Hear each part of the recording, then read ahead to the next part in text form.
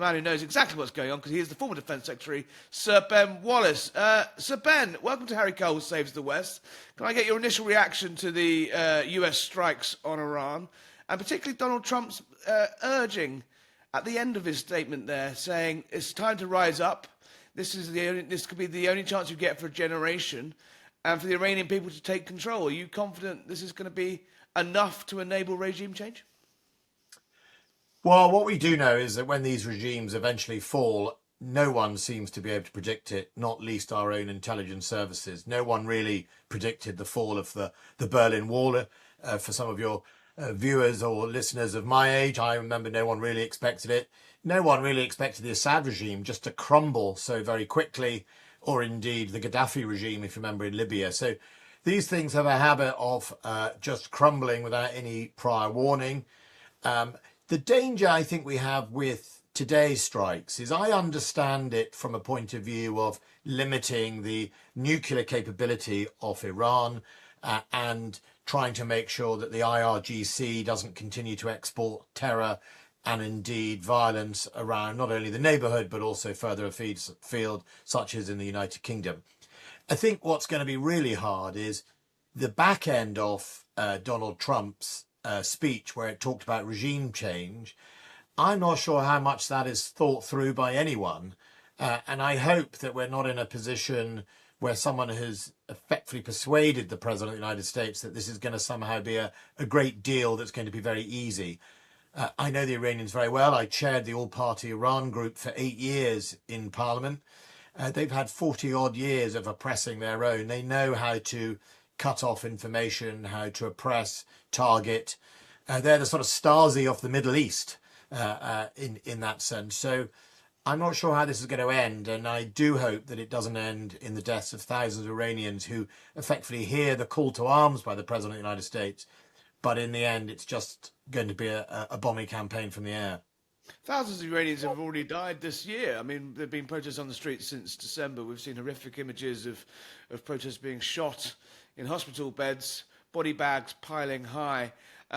We've been here before, but Donald Trump specifically said help is on its way. Has that help come in a strange way too late? This has been weeks in the making, almost months.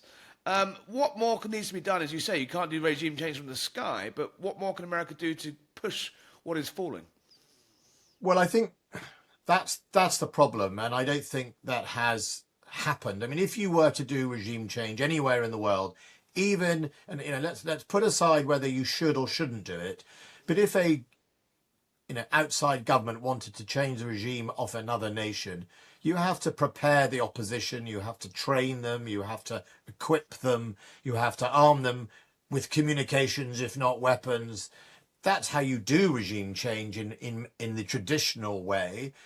I don't think that's been happening. I think the Iranians would know if that's been happening, and I think tragically that means that in the current plan, unless there is a mass uprising to the extent it is just overwhelming and members of the IRGC themselves turn against their own leadership, I think it's going to be quite hard to see how it's going to happen. And I haven't seen signs of third country support or training to any resistance movement. And therein lies the challenge. I would regularly visit Tehran as chairman of this group.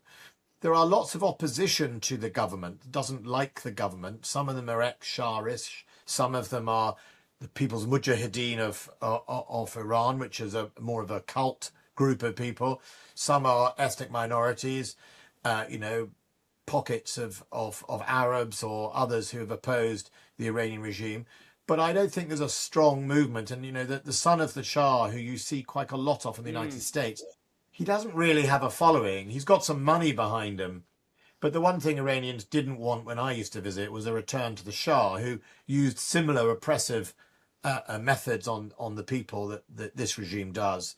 So I'm not sure there is that rallying individual that could really pose a threat. But you never know.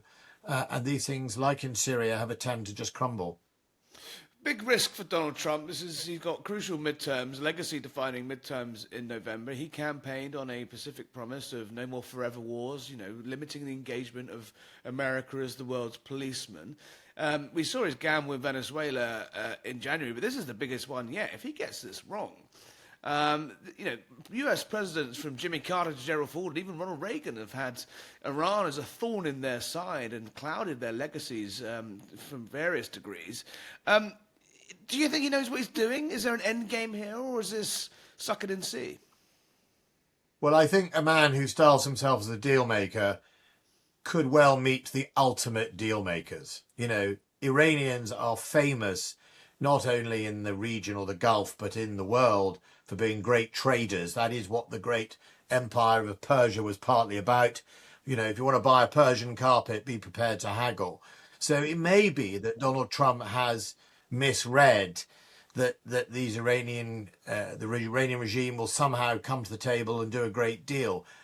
I suspect that deal was in the offing when it came to the nuclear program, but when you give a speech from Mar-a-Lago and the back end of it is about regime change, they may feel they now have nothing to lose. When I look at the recent attacks by Iran in response today, they really are going for it. They're really pretty indiscriminately dragging in the Gulf.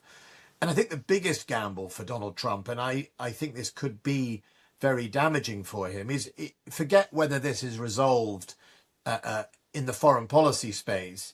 Domestically, cost of living is a problem in Britain and a problem in the United States. It's the sort of thing that people in midterms vote about.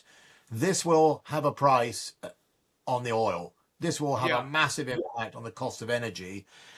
And Iran has practiced for decades how to cripple the Straits of Hormuz, either with mines or raids, and damage the oil flow. And therefore, if that starts to read through into people's pockets in the United States, then I think that will be much more electoral damaging to Donald Trump, whether he gets it right or wrong insofar as the military objectives. And in the wider geopolitical sphere as well. It was only a matter of weeks and months ago that the White House were briefing that keeping the price of oil low was their biggest stick to trying to get Putin to the table. If you can cripple the Russian war machine by keeping the international price of oil down, there's more incentive for Putin to come to the table. So it's blowing that out of the water as well, isn't it? Yeah, I mean, I don't know what has been sort of briefed to Donald Trump and who's been persuasive of him. I suspect he's not really in control in the sense of, I think Netanyahu is probably the Prime Minister of Israel. He probably knows much more what objectives are achievable. I would guess that a large amount of the targeting and the knowledge of what needs to be hit on the streets of Iran are fed in by Israel. And so I wouldn't be surprised if there had been a bit of a lobbying exercise going on by both Israel and potentially the likes of, the son of the Shah, that somehow this magic formula would produce a new Iran. I think from an Israel point of view, they'll get exactly what they want, which is they want more damage to the Iranian nuclear program. Their ability to have one, I think, is going to be knocked for six. And if that's all they walk away with, that's a win for Israel. The rest, I think the jury is out on that, and that's going to be a challenge. But also, here's the problem for the United Kingdom. We're no longer in that tent. We didn't allow the United States to use any of our facilities, even if we weren't taking part ourselves.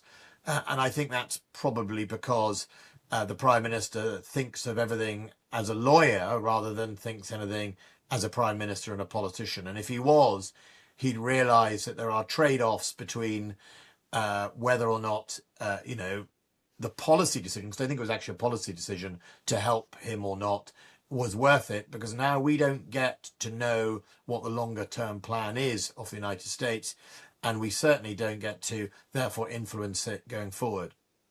I mean, it's a remarkable moment. I mean, we've been sort of in lockstep with the United States through many successful and unsuccessful forays into the Middle East over the years. But this seems to be a marked change in the special relationship. Keir Starmer blocking. I hear it was a very tense phone call a couple of Tuesdays ago between the president and the prime minister, where he made clear that Diego Garcia wouldn't be granted permission to stage bombings on the Middle East from there, and U.S. assets in the United Kingdom potentially being restricted for their use in this campaign. What's happening? I mean, how damaging is that to US-UK relations? And as you say, it's a policy choice.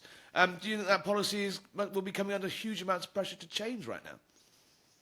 Well, I think it may change instantly. There are hundreds, if not thousands, of British people in the Gulf. There are many British personnel based in the international bases, such as the KEOC in Qatar, which is where we run our air campaign against ISIS and others. And it's the main air coordination centre. It's very multinational. Now that Iran has fired missiles at places where British citizens are, we have a perfect international legal right to defend them and support people to take action. So in a sense, the first strike suddenly becomes rather academic, because the next thing is basically, what is Keir Starmer going to do to protect British citizens and our other allies, our close friends, the Saudis, the Bahrainis, the Qatari, they all deserve...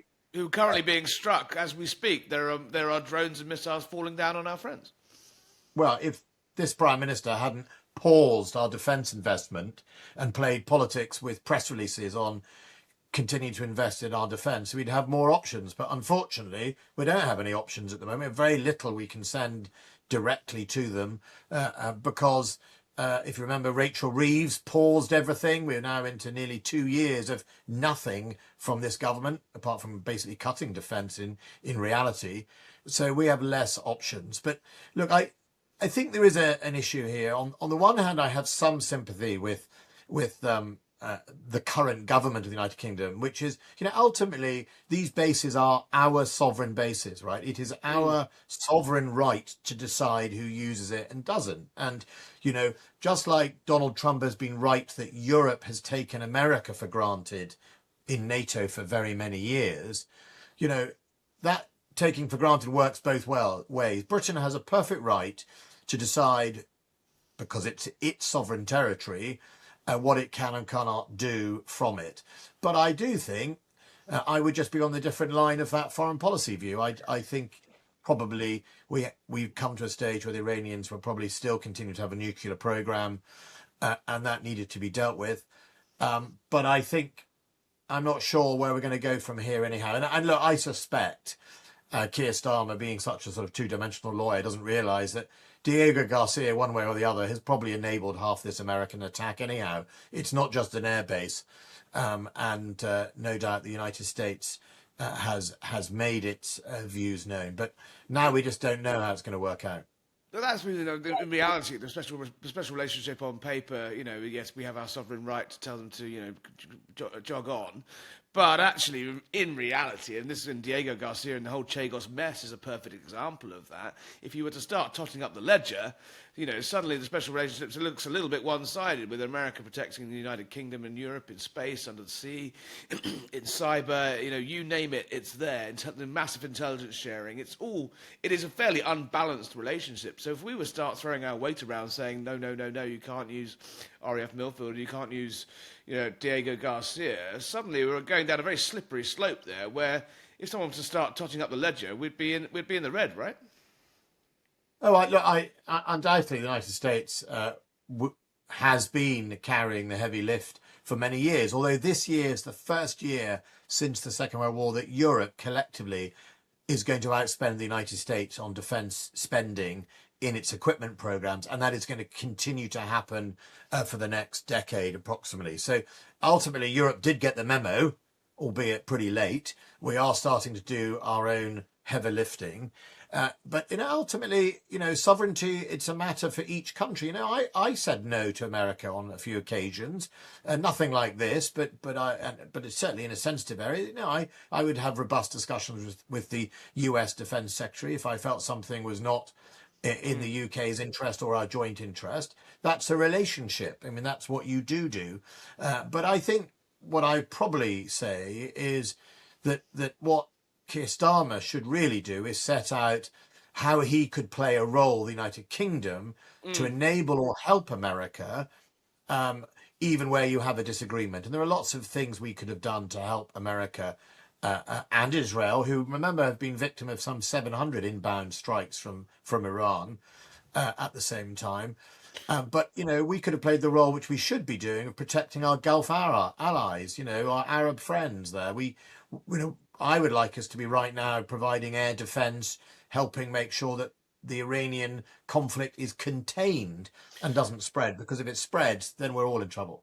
Yeah, I mean, when I was Secretary of State, I established a joint Qatar RAF squadron off Typhoon, and we trained together, exercised together. We trained the Qatari pilots here in the UK, and we first of all deployed that to protect the World Cup, if you remember. So we have these joint capabilities.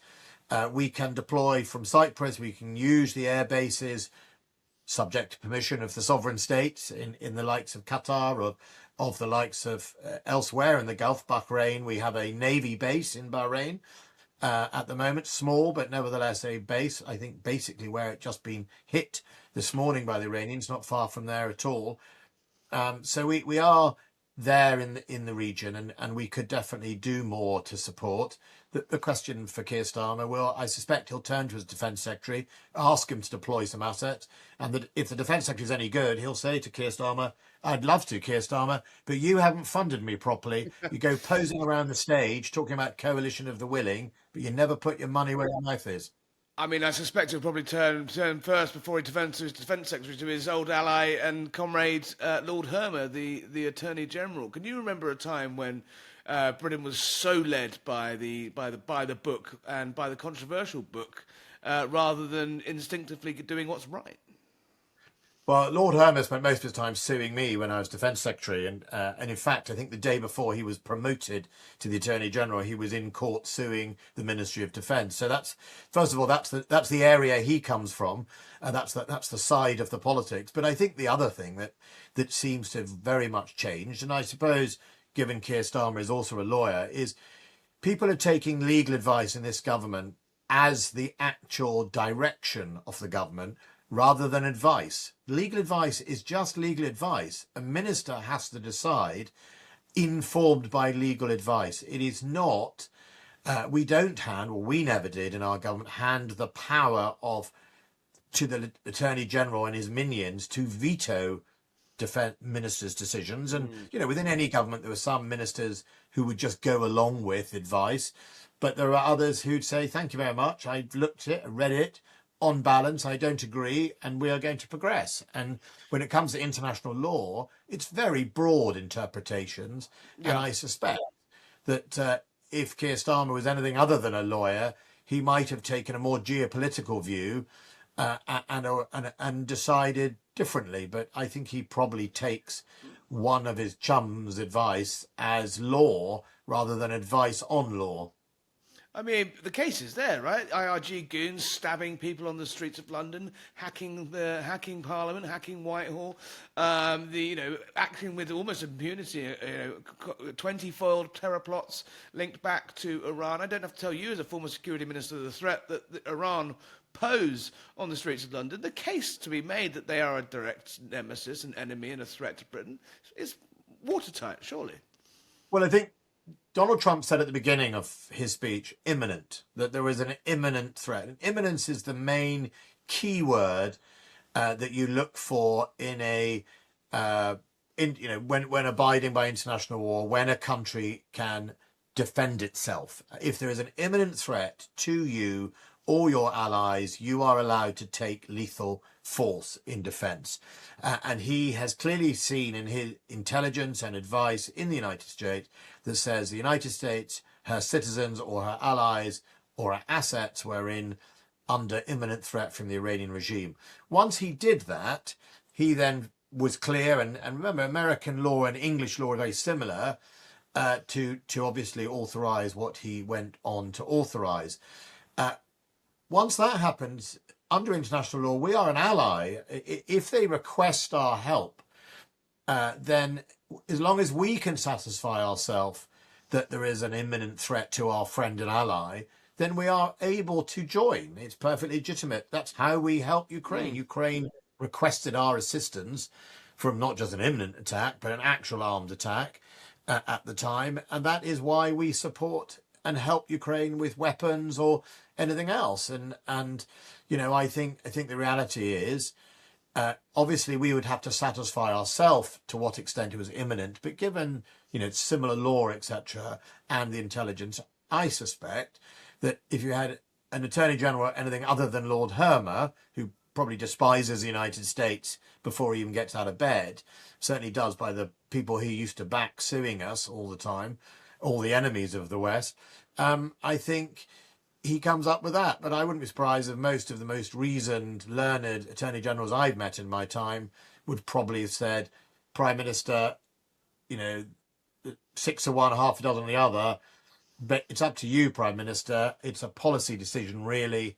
There's lots of evidence to show that the Iranian regime bear nothing but ill will to our people and our interests, and are posing currently an imminent threat to attack. You know, remember when I was Defence Secretary, Corporal Brody lost her life in northern Iraq to a Iranian-backed militia that fired missiles or mortars over the fence, injuring a British officer and killing Corporal Brody. That's Iranian-backed, that's Iranian-enabled. There's no shortage of evidence about what Iran's been up to towards British interests and her citizens. But, you know, I think it's really, one day we'll find out.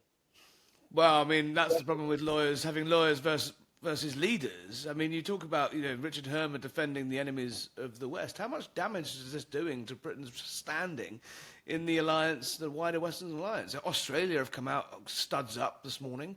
Even Canada have come out studs up this morning, saying they fully back and support the strikes. Keir Starmer can't quite bring himself to say it. Well, remember, to lead is to choose, and he can't choose anything, can't choose. That's why there's so many U-turns as a prime minister. He, you know, make a choice and lead. Don't flip-flop around. And I think that's ultimately what's happened is that I suspect he cannot lift his eyes above doing this like a legal opinion, a brief.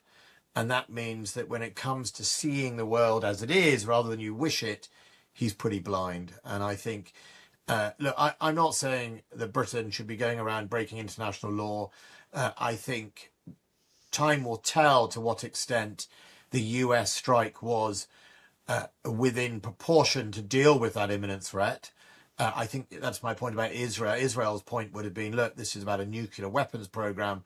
We've got to stop this happening. That's the first half of President Trump's speech.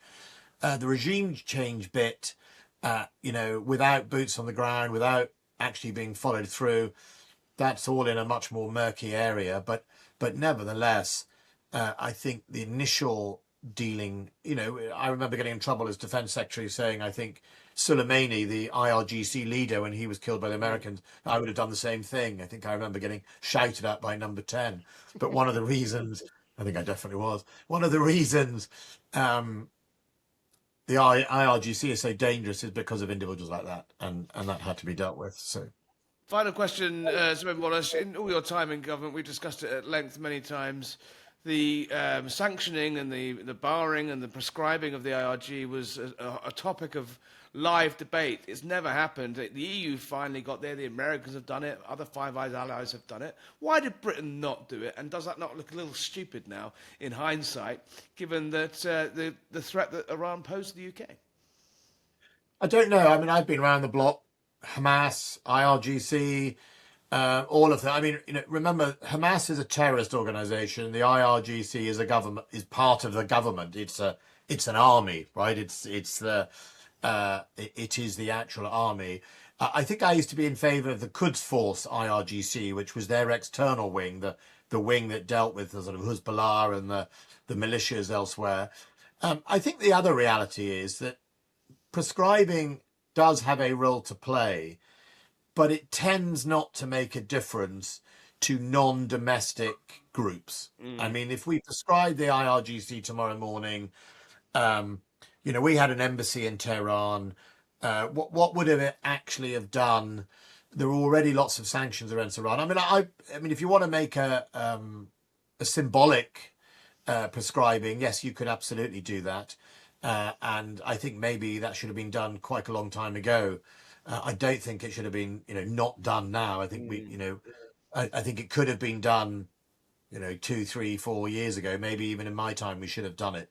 But ultimately, I don't think it would have changed us being here. I mean, the US have done it. How many decades have the IRGC been done? Yeah, and at the end of the day, Donald Trump, Steve Witkoff pick up the phone and prescribing only goes so far.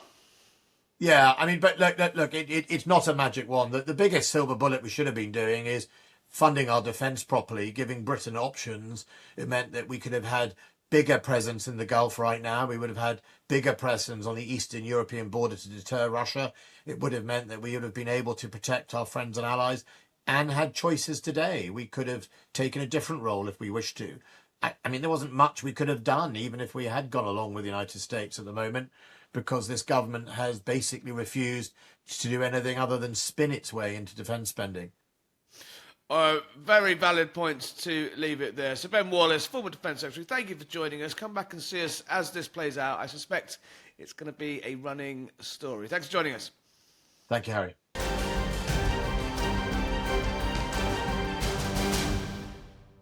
President Trump has urged the Iranian Republican Guard to lay down their weapons or face certain death. And he's told the brave Iranian people, take over your government, it will be yours to take. This will probably be your only chance for generations. One of those who's been waiting for a moment like this is Ali Safavi. Joining us from Paris, a senior member of the National Council of Resistance of Iran. Good afternoon, sir. A remarkable day for the people of Iran, is it not? Well, nice to be on your show, Harry. Well, it is a remarkable day. I think this is long coming after 47 years. As I'm sure you know, of course, our movement has been fighting this regime tooth and nail ever since it came to power. And of course, this has been a very difficult struggle for us. Some 100,000 members and sympathizers of our movement have been slaughtered by this regime, including 30,000 just in 1988, which the UN described as a case of crime against humanity. But I think at the end of the day, all the sacrifices made by the Iranian people seem to be coming to fruition, in the sense that the regime is at its weakest and most vulnerable point, and certainly there is a window of opportunity that the Iranian people and the organized resistance will take advantage of. Obviously now the focus is on what has happened today in Iran, but let me just remind your viewers that just last Monday, February 23rd, 250 fighters of the main Iranian opposition, the Mujahideen Khalq, known in the US as the MEK, launched a major assault on Khamenei's compound that was also hit today, while 100 of them were either killed or arrested. 150 managed to withdraw, and that points to a fact that there is a very potent, structured, organized opposition within Iran itself, because from our point of view, aerial strikes in and of themselves cannot bring down this regime. This must be complemented by a force on the ground, which is, of course, the Iranian people augmented with the organized resistance. The Iranian people have been on the streets for some weeks now. We've seen horrific reports of protesters being brutally shot, repressed, some of them killed in hospitals. Donald Trump has encouraged earlier in the year for the Iranian people to take to the streets saying, we'll be there. It's taken some time to get to that point. Have these strikes come in time, or has the regime been given a head start in suppressing that key next step of the people rising up? Well, if you put this into historical context, unfortunately, the Western world, Western democracies, have looked the other way when it comes not only to the regime's atrocities against its own citizens, but also against people of other countries in the region, like in unleashing its proxies in Syria, in Lebanon, in Iraq, in Yemen. And we have seen what has befallen those countries in chaos and lots of bloodshed, sectarian strife. And of course, we have seen the regime has been threatening the world with its nuclear weapons program, with its ballistic missile program. I guess we see their ballistic missiles now in action in the entire region against all the countries. And naturally, their policy of hostage taking foreign national hostage to extract concessions from them. So clearly, we believe that the time for a firm policy has been long overdue. I recall 20 years ago, back in, I think, 2024, if I'm not mistaken, Mrs. Rajavi, the NCRI president-elect, had been invited to the European Parliament, and there, in outlining her 10-point plan for a future democratic government, she said that the option to deal with Iran is neither war nor appeasement, but the third option, which is democratic change by the Iranian people. And today, by the way, she announced a provisional government based upon her 10-point plan, and one of the key elements of that plan is to hold free and fair elections within 6 months of the regime's overthrow for the election of a constituent assembly that would be drafting the future constitution of Iran. And she also called on the international community, naturally the United States, to stand with the Iranian people. And in this sense, we believe that finally, after all these tormenting years, that the day of reckoning has arrived for Khamenei. Well, naturally, it remains to be seen how the current activity against the regime transpires in the next few days, but there's no question that the organized opposition is prepared, is ready, it's all over the country, just as they were very active in the course of the January uprising, in which many of them were killed during among the 3,000 officially confirmed dead then. So they are active. Actually, today, many pictures and posters of Mrs. Rajavi have been posted on the streets of Tehran, on major overpasses, in major urban areas. And so I think that obviously we sitting here in Paris are not privy to the details of what is happening within the resistance units on the ground, but I'm sure that the more weakened the IRGC becomes, I think the bolder they will get, not only they, but also the people of Iran, to basically come out onto the street and finish the job. Donald Trump said this morning that, speaking directly to members of the Revolutionary Guard, he said, lay down your weapons and you will not be prosecuted. Do you think that will be tolerated by the Iranian people? These people have butchered and murdered and tortured and repressed a citizenship for 4 decades. Would you be comfortable with them walking into the sunset? Absolutely, absolutely. Actually, Mrs. Rajavi today called on the Iranian army, the regular army, to stand with the Iranian people, and called on the Revolutionary Guards and the plainclothes agents and other elements involved in the suppression of the Iranian people to lay down their arms and surrender. It is good for their own future, because there's no question that the Mullahs are on their last legs and the clock is ticking, and I'm sure that the day of reckoning is not very far. We're not talking about months anymore. You're hopeful that this will be the catalyst required to push what is already falling, in your view? You say the Mullahs are on the last legs. I think so. How brutal will that last stand be, then? Well, we don't know, but as I'm sure you know, and let me quote a Democratic president, John F. Kennedy, who famously said, those who make a peaceful revolution impossible make violent revolution inevitable. But to be honest with you, the Iranian people have already paid a tremendous price for freedom under this regime. And I think now, if I may use a football term, they are on the red zone, the 20-yard line. I'm sure that they are willing to pay whatever price it takes to finish the job. This is something that Mrs. Rajavi emphasized today in her message to the Iranian people. She said it is time for national solidarity, that we must all come together and focus on a singular objective, the toppling of the regime. She also reiterated that when we talk about the future of Iran, there is no room for the mullahs, nor there is any room for the remnants of the corrupt and fascist dictatorship of the Shah, and that the Iranian people are looking for a democratic future, a republic form of government that has no, if you will, elements of the current regime nor elements of the past regime, because in many ways the crown and the turban throughout Iranian history, the past century, have worked hand in hand in suppressing our nation. The grandson of the Shah, the royal heir, as he claims to be, has been out and about this morning saying, urging the uprising, saying he's ready to help and stand in any way. Is there no way you'd ever work with him? Well, it's not so much that we would work with him. There are several things to be said here. One, the son of the Shah derives her fame from his father's infamy, nothing more. What has he done in the past 47 years?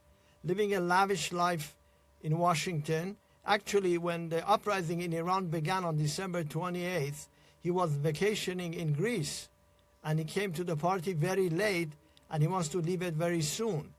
And, his plan, the roadmap that he has outlined for the future of Iran, if you read it, it says that the power of the judiciary, the executive, and the legislature should rest with one man. And who is that man? Reza Pahlavi. Iranians have seen dictatorship for 120 years. It's enough. They want a future. So it's not really a personal, if you will, rivalry. No. The fact is that he represents a system that ruled Iran for 53 years. First, his grandfather, who was put in place by the British and was kicked out of Iran by the British. And then his father, who was brought in by the CIA after toppling the popular government of Dr. Mossadegh. And of course, he was booted out of the country by the Iranian people. And so I don't believe the Iranian people have any appetite for the return of monarchy. In fact, one of the most prevalent chants, both in the 2022 uprising and the uprising in January, was down with the dictator, whether the Shah or the leader. Yeah. So you're talking about two different visions for Iran. One which is based on a one-man rule, one-party system, and the other is a democratic government, a republic form of government, which is, of course, elected by the true representatives of the Iranian people. So, I think the time has come, for Iran, after all these years, to really live in peace and prosperity and in democracy. They deserve it more than any other nation. We're seeing remarkable scenes play out as we speak of Iranian strikes on Dubai, whether inadvertently or not. They have hit the Atlantis Hotel in the Palm. They've struck in Bahrain at a U.S. military base. There have reports coming in that they've struck Saudi Arabia. Saudi Arabia has traditionally taken quite a, a delicate line on this, but they've come out today and absolutely slammed the Iranian regime for an infringement of sovereignty. We've seen attacks in Qatar and Doha, across the Gulf. Iran is losing friends fast. How foolish is it of the regime to be striking their Gulf neighbors? Very good question. I have two things to say about this. One, I think the Iranian regime's behavior, speaks to its nature. Aggression and attacking its neighbors, it's in the regime's DNA. Remember, they bombed Aramco a few years ago when there were the Houthis and all, the conflict between Saudi Arabia and the Houthis. Remember, they took explosive to blow up Mecca during the Hajj pilgrimage, and their officials were caught red-handed by the Saudis. And so in this sense, I'm not at all surprised. And Khamenei himself, in his first public speech after the January uprising, he said, if we are attacked, you will see regional war. But let me say also that the regime's rhetoric, in many ways, far exceeds its strategic and actual potential to cause harm. Yes, they may fire a missile here, a missile there, but at the end of the day, they just don't have the resources. On that exact point, On that exact point, I mean, we obviously saw a dramatic amount of Iranian attack infrastructure used against Israel in drone strikes, I believe it was 18 months ago now, and missile strikes. How long do you believe the regime, what's your intelligence on how long the regime could put up this sort of resistance? I don't believe it's going to last much long. I think, to be honest, they know that the Iranian people don't want them. And I think when the dust is settled, I think the change will come very, very quickly. You know, we waited for 47 years to announce a provisional government. But we felt, and the leadership of the NCRI, Mrs. Rajavi, felt, today is the day. So that has been announced. Now, I think, quite frankly, the onus is on the international community, the US, Europe, and ironically, the Arab countries to finally take sides. Because in some ways, they have to look themselves in the mirror. In all these years, they turned a blind eye to the atrocities that were ongoing in Iran. And in many ways, you know, selling oil to Iran and buying oil from Iran by Western countries allowed the regime to suppress its own citizens. And so I think now, at this critical moment in our history, with the price that has been paid, the international community must take a stand with the Iranian people, stand with the opposition that is on the ground, that can do things and guide Iran to a democratic and peaceful future. On that exact point, obviously America has picked a side here. The Canadians and the Australians have come out this morning and backed the American strikes. The Germans, the French, and the Brits have been putting out some wishy-washy statements calling for a de-escalation and a return to talks, and going back around the table with the same good bad faith actors that they've been talking to for 40 years. What's your message to people like Keir Starmer, who, as you say, seems to be not necessarily turning a blind eye, but certainly far from supporting what is happening in Iran right now? Actually, I have two things. One, I think to the countries who have voiced support for the actions that are being taken today, I would say they should now unequivocally say we support a regime change that the Iranian people can foment and can achieve, and stand with the Iranian people. Secondly, when it comes to the British government, you know that they haven't even yet put the IRGC on the terrorist list, whereas the EU, after finally dragging its feet for so many years, they finally designated it. So I think Starmer and the British government should do the same thing. And if history is a judge, no amount of dialogue will bring this regime to play based upon international norms. No amount of political and economic concessions will make it come around. We have seen that. What has been the result of these endless negotiations? Only emboldening Iran, prolonging its rule, and adding to the misery and the difficulties of suffering of the Iranian people. So I think the time has come for the world to wake up and make the decision that is correct, and that is to stand with the Iranian people. Specifically on Keir Starmer, he's blocking US use of Diego Garcia in the Indian Ocean to enable long-range B-2 bombers to strike Iran. He's also understood to be blocking use of American Army RAF bases in the United Kingdom, air bases in the United Kingdom, to use as part of these strikes. On that, what's your direct message to Keir Starmer on Britain, essentially stymieing American efforts to liberate Iran? Well, I think my point is, the British government doesn't have a good legacy in Iran. In 1921, when the constitutional revolution was burgeoning, they put Reza Khan, who was a Kazakh army officer in the Russian army, in the Tsarist army, at the helm of Iran, because Sir Edmund, the British ambassador to Iran, Sir Edmund Ironside, felt that a strong man could lead Iran, so they put him in charge. And then when Reza Khan, the grandfather of Reza Pahlavi, cozied up to Hitler, the British embassy wrote a 3-line telegram and told Reza Khan to leave Iran, and they installed his son. And then when the people of Iran rose up under Dr. Mossadegh and nationalized Iranian oil, because he said, look, this oil is for Iranian people, not for anybody else. They worked with the CIA Operation Ajax, and they toppled the popular government of Dr. Mossadegh, and the Iranian people have paid the price. I think this is an opportune moment. And I must also add that even during the Shah's time, I remember vividly, I was a young man at that time, that David Owen, the British Foreign Secretary, went to Iran in October of 1978, fully supporting the Shah. So I think the British government has a unique opportunity to straighten out that record and change its legacy as far as the Iranian people are concerned. I think the British government should do what a majority in the both House of Commons and Lords have done for many years, which is to stand with the NCRI and with Mrs. Rajavi and her 10-point plan. So this is the time for it to do it and to make a historical wrong right. A real path, a crossroads in history. Ali Safavi there, joining us from Paris at a remarkable moment.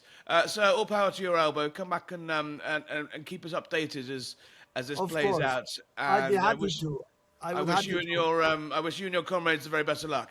And thank you very much for giving us the opportunity and getting our voice across the airwaves. Anytime. Thank you very much. Best of luck. Thank you. Thank you very much. Bye-bye. Well, Jeremy, I can exclusively reveal I have just interviewed President Trump himself.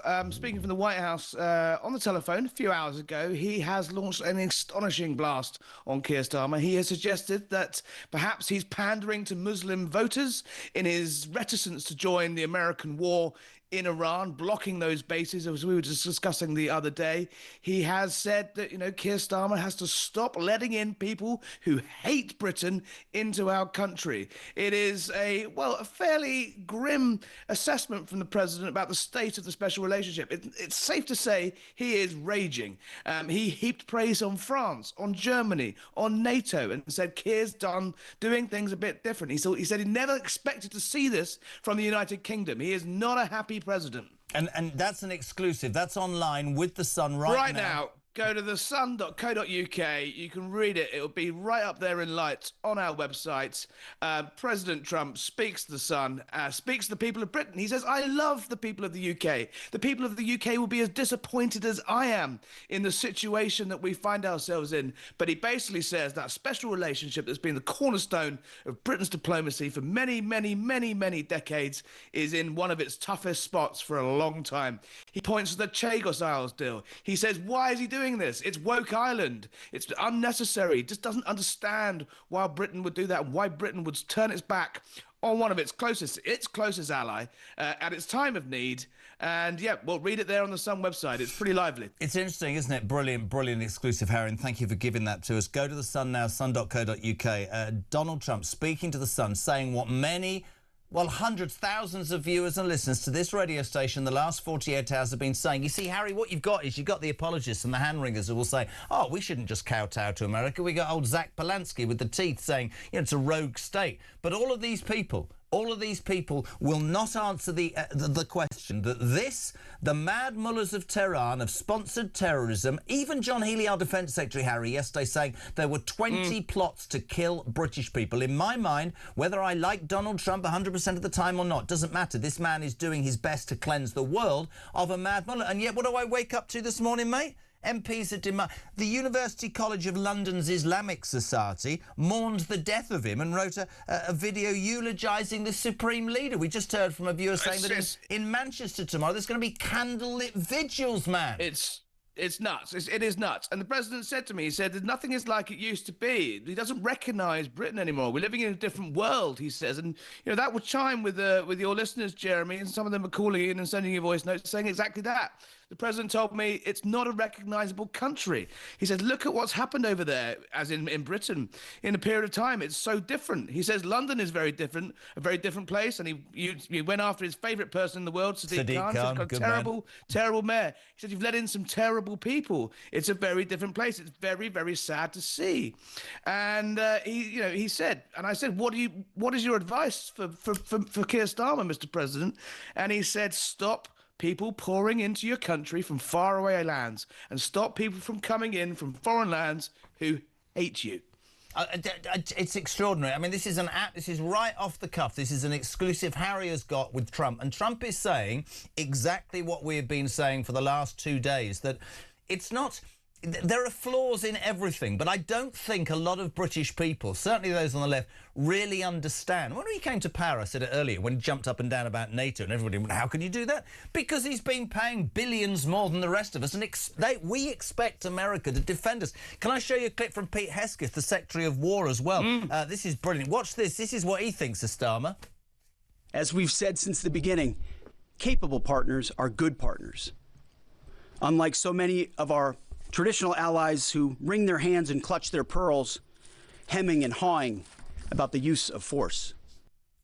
I mean, damning as well, Harry. Damning. It couldn't have been clearer who they're talking about there. Pete Hesketh is talking about Britain, and the president, he didn't say quite humming and ahhing, but he made very clear that he thought the French have handled this very well, thought the Germans have handled it. He said they've all been great. He was, as you say, the Secretary General of NATO, Mark Rutte, he said he's a great guy. They've all been great.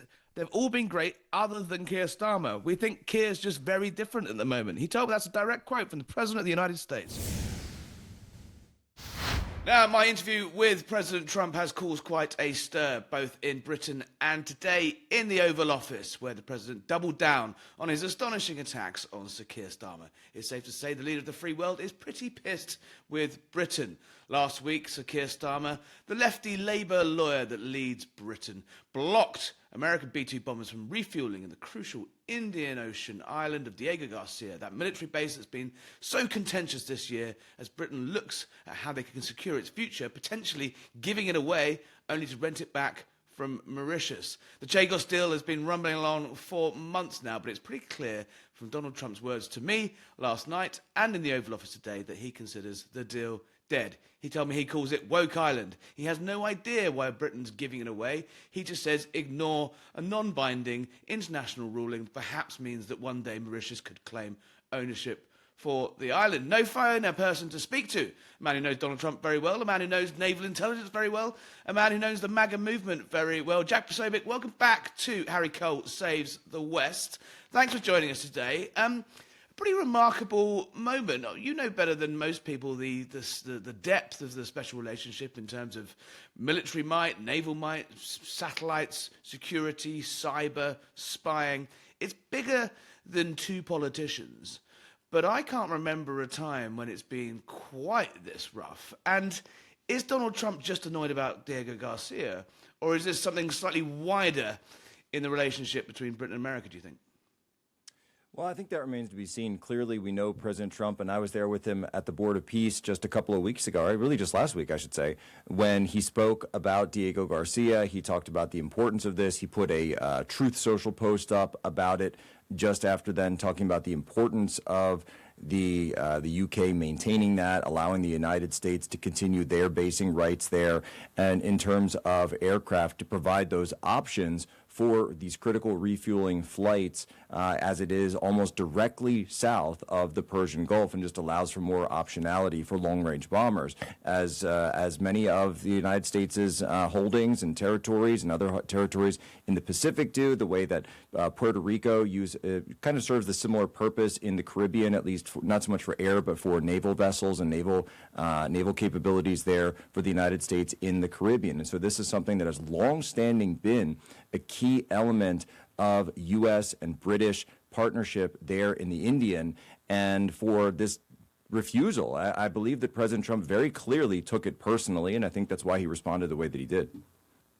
Yeah, I mean, we've seen President Trump, he's gone off at one at the Canadians, he's gone off at one at the Mexicans, he's gone off at one at NATO, and at the end of the day, he sort of always comes back to the fold, but he's been quite definitive in this one. I mean, this is a man that kind of ate quite a lot of flack, I suppose. Keir Starmer is not Donald Trump. They couldn't be more opposite. They had this sort of unusual bromance. It's, in Mr. International Law, Mr. Do Everything by the Book. His nickname in Britain was Mr. Rules.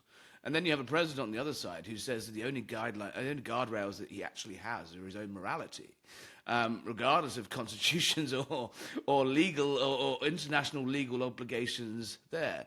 But they did sort of forge a sort of 18 months slightly uneasy bromance, you might think. But do you think there's anything, how do you come back from the president basically giving you the most insulting put down you possibly can, of basically saying, I love Winston Churchill so much, I've got a great big bust of him in the Oval Office, and you, sir, are no Winston Churchill. I mean, that's up there with, I knew Ted Kennedy. Well, I knew John Kennedy. John Kennedy was a friend of mine. I served with John Kennedy. You are no John Kennedy. I mean, it's one of those sound bites that's going to really hang around Starmer's neck, probably for the rest of his political career.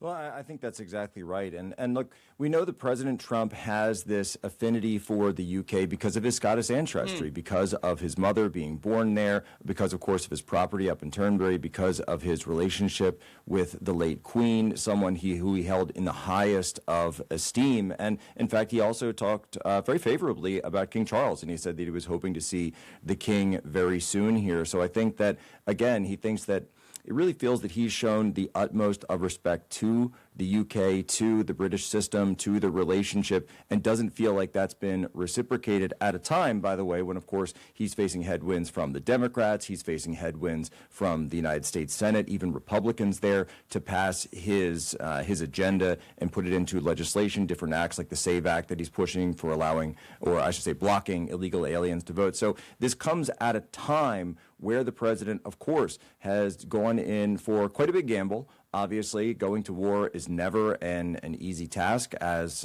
Churchill himself, of course, famously found out in certain operations of World War I.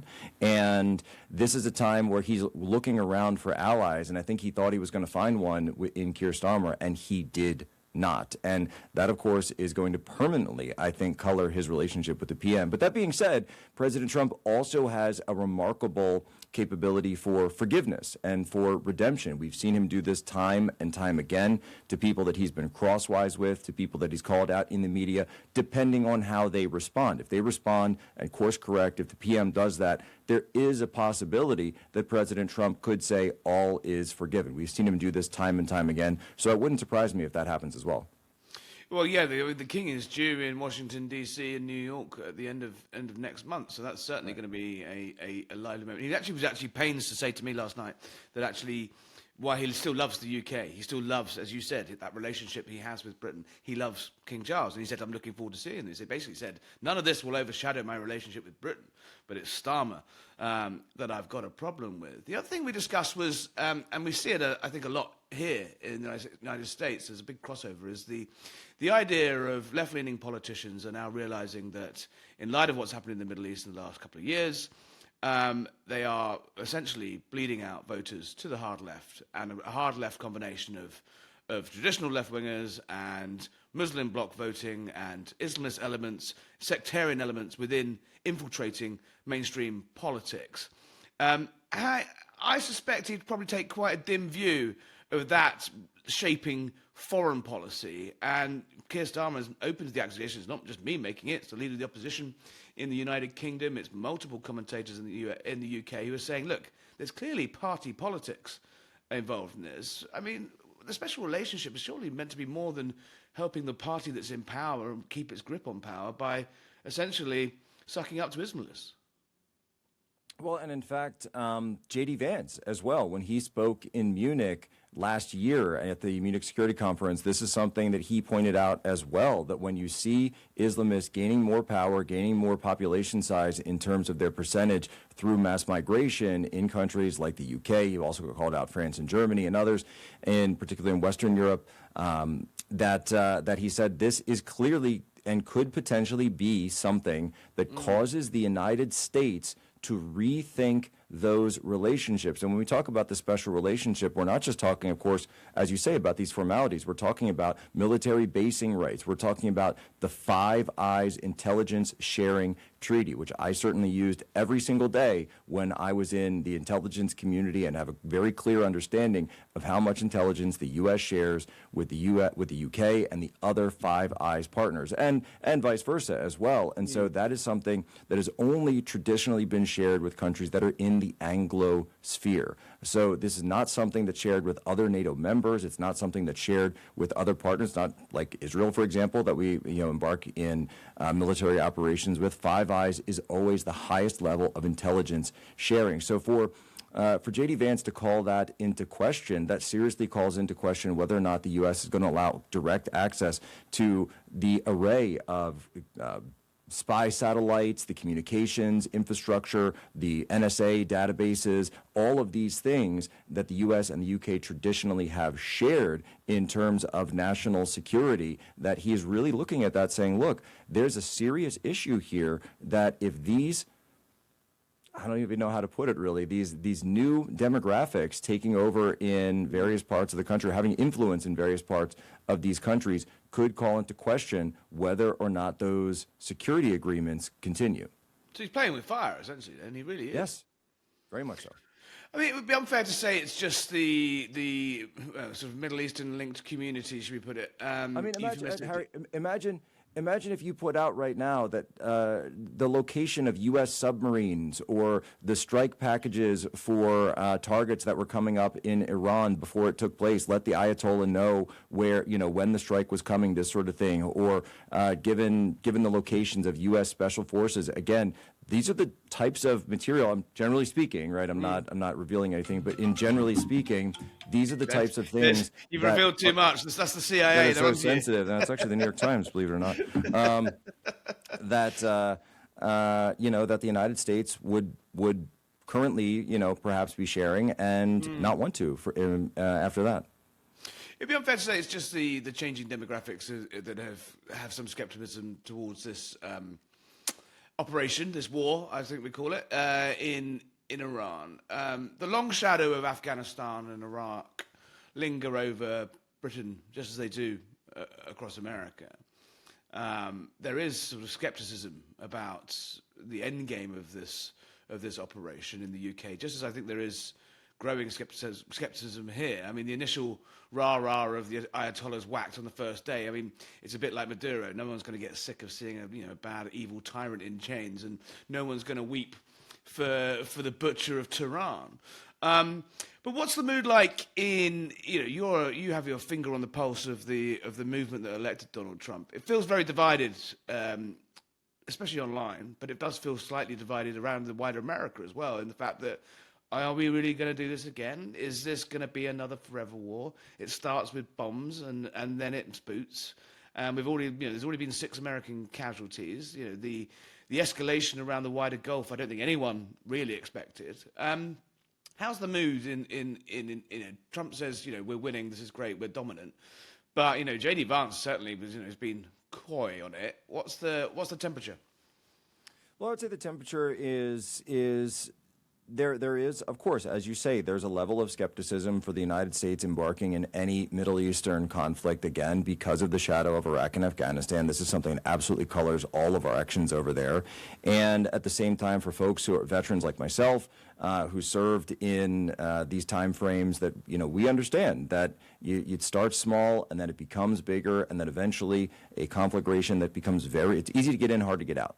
Yeah. And so this is something that worries a lot of people, this possibility of mission creep. But at the same time, I would also offer that President Trump has won himself credibility, not just in his second term, but really in just the last 12 months since Operation Midnight Hammer, which was an in-and-out exercise, since the Maduro raid, which you bring up, was also an in-and-out one-night exercise, was seen as largely successful. And he bandied that at the State of the Union to raucous applause, people cheering when that was brought up. So, again, that is seen as a success in terms of his foreign policy. And, something I've said in a few other spots as well is that at the end of the day, Donald Trump is not George W. Bush. J.D. Vance is not Dick Cheney. They are not part of that group that led those wars, that led the beginning of those wars. They're certainly not Barack Obama either, who was sending the pallets of cash for American hostages when my Navy shipmates were picked up there at in Kesham Island, those small boats that were picked up in 2016. So it is a new day. It certainly is, and I believe there is a level of credibility that the president had and trust that the president has. But at the same time, there are still a lot of people, and I would say there's a generational divide. And Charlie Kirk, my late friend, talked about this quite a bit, about this generational divide when it comes to action, and specifically military action in the Middle East, where Gen Z college voters, which Charlie understood very well because he spoke to them 4 hours a day, a clip when he would go to these these ubiquitous campus stops, that they don't want to see action in the Middle East. They want to see action when it comes to the clients and friends of Jeffrey Epstein. They want to see mass deportations, and they want to see economic relief, specifically coming into a midterm election year like the United States is in this year. That's what they want. So, and when I go and I talk to my audience, we ask people to sort of share in their age. I've been asking that on this, and we see that split as well. It's not always 100%, but typically the age, it's around 45, 50, where people are either, if you're over that number, you're very much in support of these operations. If you're under that number, this gamut ranges from skeptical to being totally against. And so that's something that I think the president, the White House, the administration clearly understand very well going into this. And we also know that President Trump has come out and said he thinks that this is necessary. And so he's banking on that credibility that he's built up with the past operations to see this one through. Smoke signals out of the probably shouldn't use smoke signals given what the downtown Tehran looks like right now. But the mood music outside of out of the Pentagon feels like this is a sort of 4-week campaign. I think the sort of goals have already been achieved far quicker than they expected to be. This isn't going to be forever war. Presumably, this is shorn and done up, and the deck is cleared by before the midterms are even on the cusp of campaigning really beginning proper. How long would you be comfortable seeing this action take place? Well, look, we reported that as well over at Human Events, that 4 weeks was about the time frame that the administration was looking at, the White House was looking at. Probably where I read it. Could be. And, one of the things, though, that the president has said, and one of the signals that we're also getting out of the administration is that they are looking at the Venezuela model, that this would, think about what we're not hearing, right? We're not hearing these stories of nation building. We're not hearing democracy spreading, capacity building. Everyone's a liberal democracy now. Let's drop ballot boxes from the sky. Jeffersonian and liberal democracy is going to flourish in the streets of terror. We're just not hearing that. And obviously President Trump and J.D. Vance have said, look, we would obviously support that if it happened, but that's a question that they're willing to leave with the Iranian people themselves. And J.D. Vance coming out last night, and the word that he used on Fox News I thought was interesting. He said incidental. It is incidental to this operation who the new leadership of Iran becomes. And I think that's very telling that the vice president, using his first public address since the start of this operation, to use the word incidental rather than say, we're looking for regime change, we're looking for partners, we're looking for, backing a militia, this sort of thing. He said incidental. And so that, to me, says that they're looking at that Venezuela model. You take out whoever the current senior leader is, and then whichever group rises to the top, whether that be from the IRGC, whether it be, I believe, largely the civilian leadership of Iran seems to still be intact, the foreign minister, the civilian president, and also the son of the Ayatollah. We, again, fog of war, but with all the caveats, we believe he's still alive. So the son of Khamenei is still alive. And so you could see a group coalition come together that wants to spark a more pragmatic relationship with the United States rather than an aggressive take. As far as I can see, it's no bomb, no efforts at a bomb. Stop the bomb and stop with the death to America crap. And we'll leave your oil production alone, and be more amiable to the West, and you won't get your head blown off. Is that fair? Yeah, I mean, that really seems to be what they're looking for. And again, the Venezuela model proves that. Obviously, there was a recalibration when it came to the oil sales there. They're now sending oil supplies to the United States, to U.S. allies. But by and large, the machinery of government has still been left in place. And even Stephen Miller had this incredible moment on CNN where Jake Tapper was asking him, are you going to push for democratic elections? And Stephen said, we're going to work with the government in place. We're not interested in going down that road.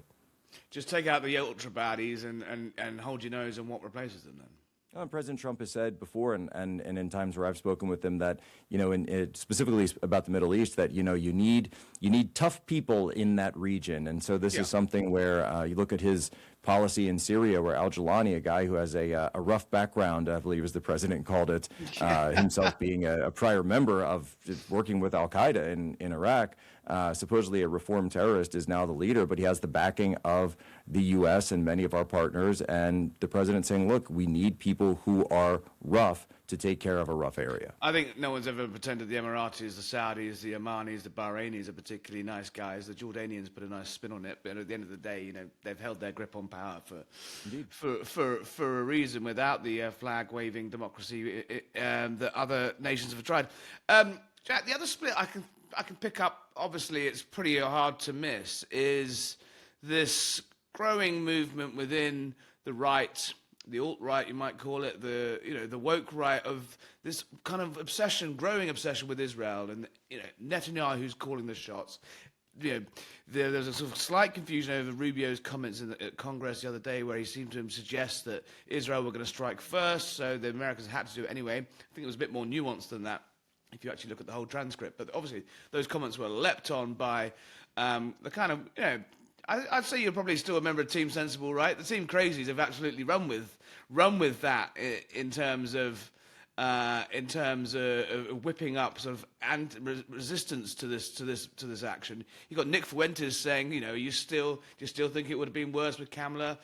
Vance is dead, Rubio's dead, Trump is dead. We've got to take back the movement and strip Israel out of it. This has given the sort of that very vocal, very online sect of the movement quite a lot of ammunition, hasn't it?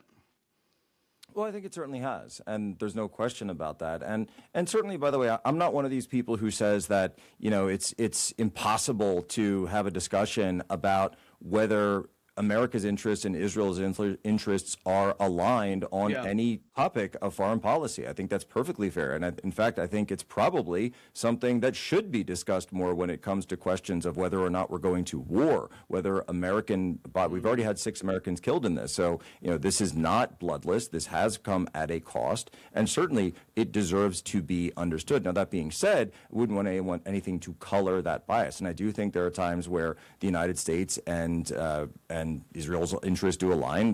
President Trump has said they align when it comes to Iran and it comes to these ballistic missiles, when it comes obviously to the nuclear facility and the nuclear uranium enrichment, as Vice President Vance talked about last night.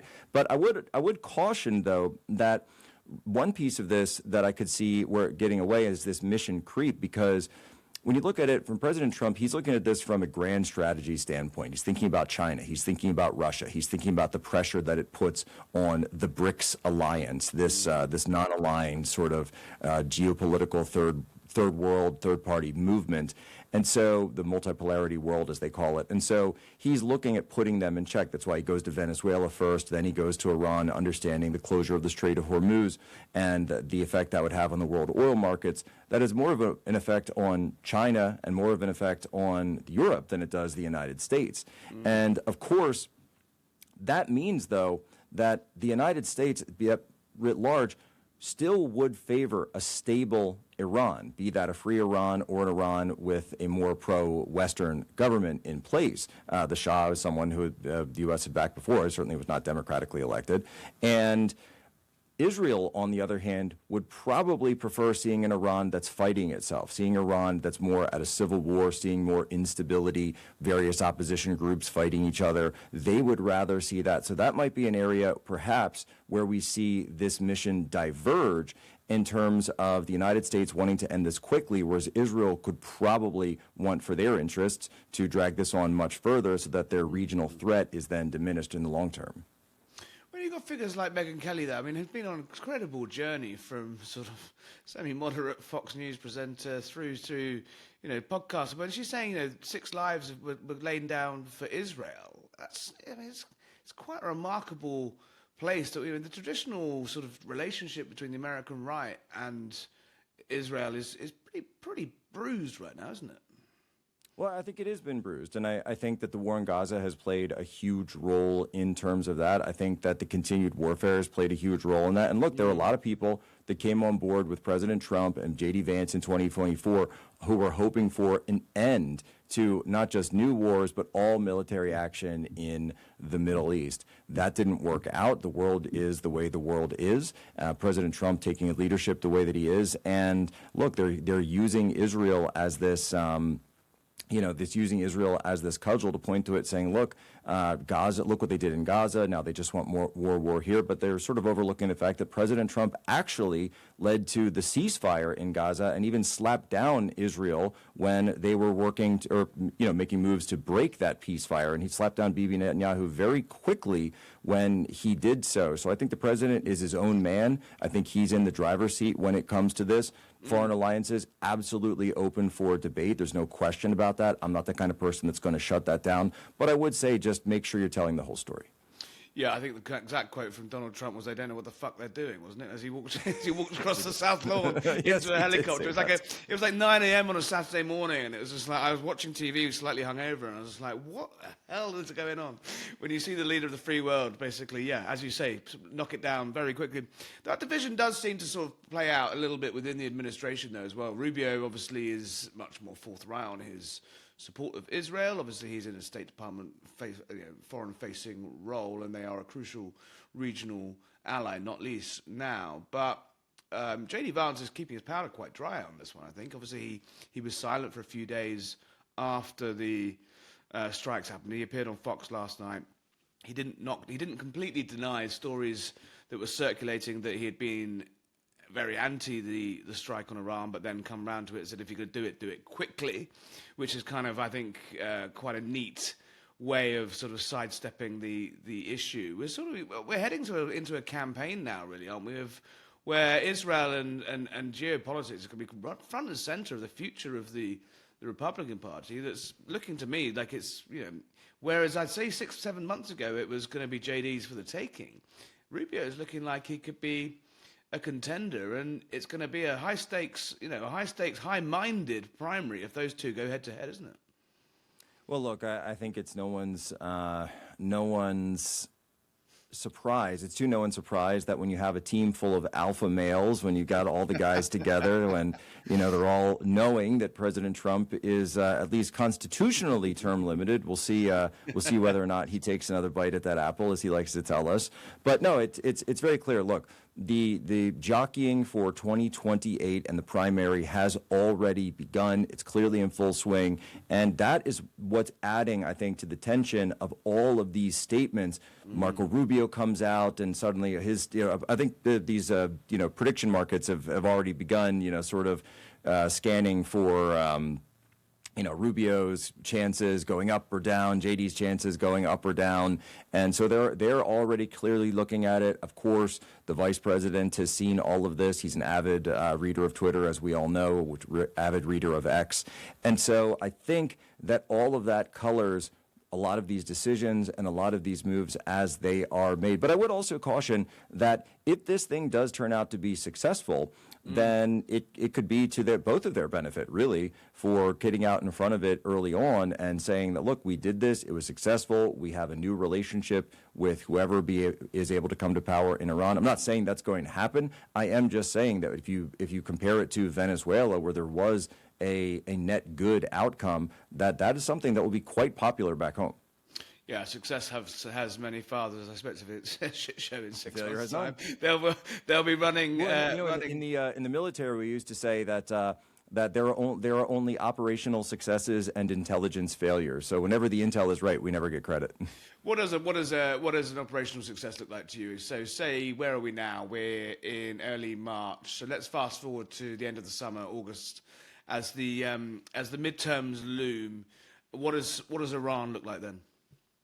Well, look, I mean, you would hope that there's stability in Iran by then. You'd hope that in the middle of the summer driving season in the U.S., that gas is not going up to those kind of shocks that we saw back in 2008, the last time there was this level of instability in the Middle East. You would hope that President Trump is working to fight inflation and fight a lot of the regional inflation that we have in the U.S. There's different parts of the U.S. that have higher inflation than others and are working to get those wages up. And quite frankly, hoping that by August, we're not talking about the Middle East, and we're not talking about the Strait of Hormuz and trying to measure how many nautical miles across it is, and whether or not a cruise missile can achieve. We won't be monitoring the situation across there. Yeah, no more monitoring of the situation, especially for you and myself, and our benefit. Though, of course, I have been able to give my kids a little bit of a lesson in naval power projection because they keep asking, Daddy, how is it the United States can do this? Well, son, let me tell you something about what your dad used to do in the Navy,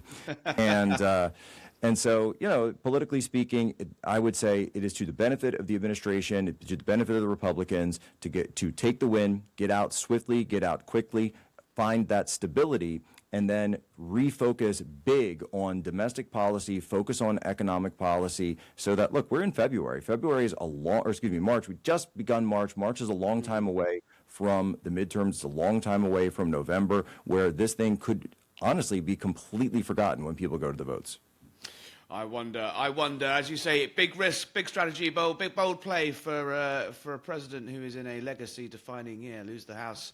And I think it gets very, very tricky very quickly for the administration. Jack Posobiec, always a pleasure, fascinating as ever, and always welcome here for more monitoring the situation. In fact, we could do an entire spin-off show. Jack and Harry monitor the situation. I'm in for it. I'm up for it if you are. I'm in. I'll bring the coffee. You bring the tea. All right, dude. Take care. Thanks for having me. Good to see you. Thanks, man. Tonight, the special relationship in fresh crisis. Donald Trump says he's very disappointed.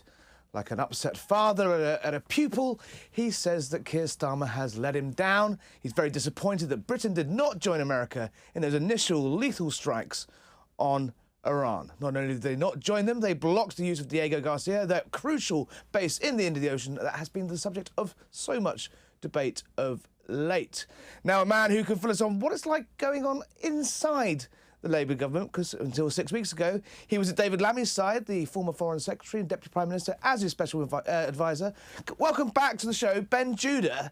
Ben, the Prime Minister today had something of a Love Actually moment, didn't he? He stood up in the House of Commons and he said, you can't do regime change from the air, just hours after Donald Trump has basically done, well, the beginnings of regime change from the air, taking out the Ayatollah and those around him. Certainly looks like bombing their way to a new government in Iran, doesn't it? Well, I'm glad you thought that the Prime Minister was as dashing as Hugh Grant in his performance in the House of Commons. Lots of the backbenchers I saw heartily agreed.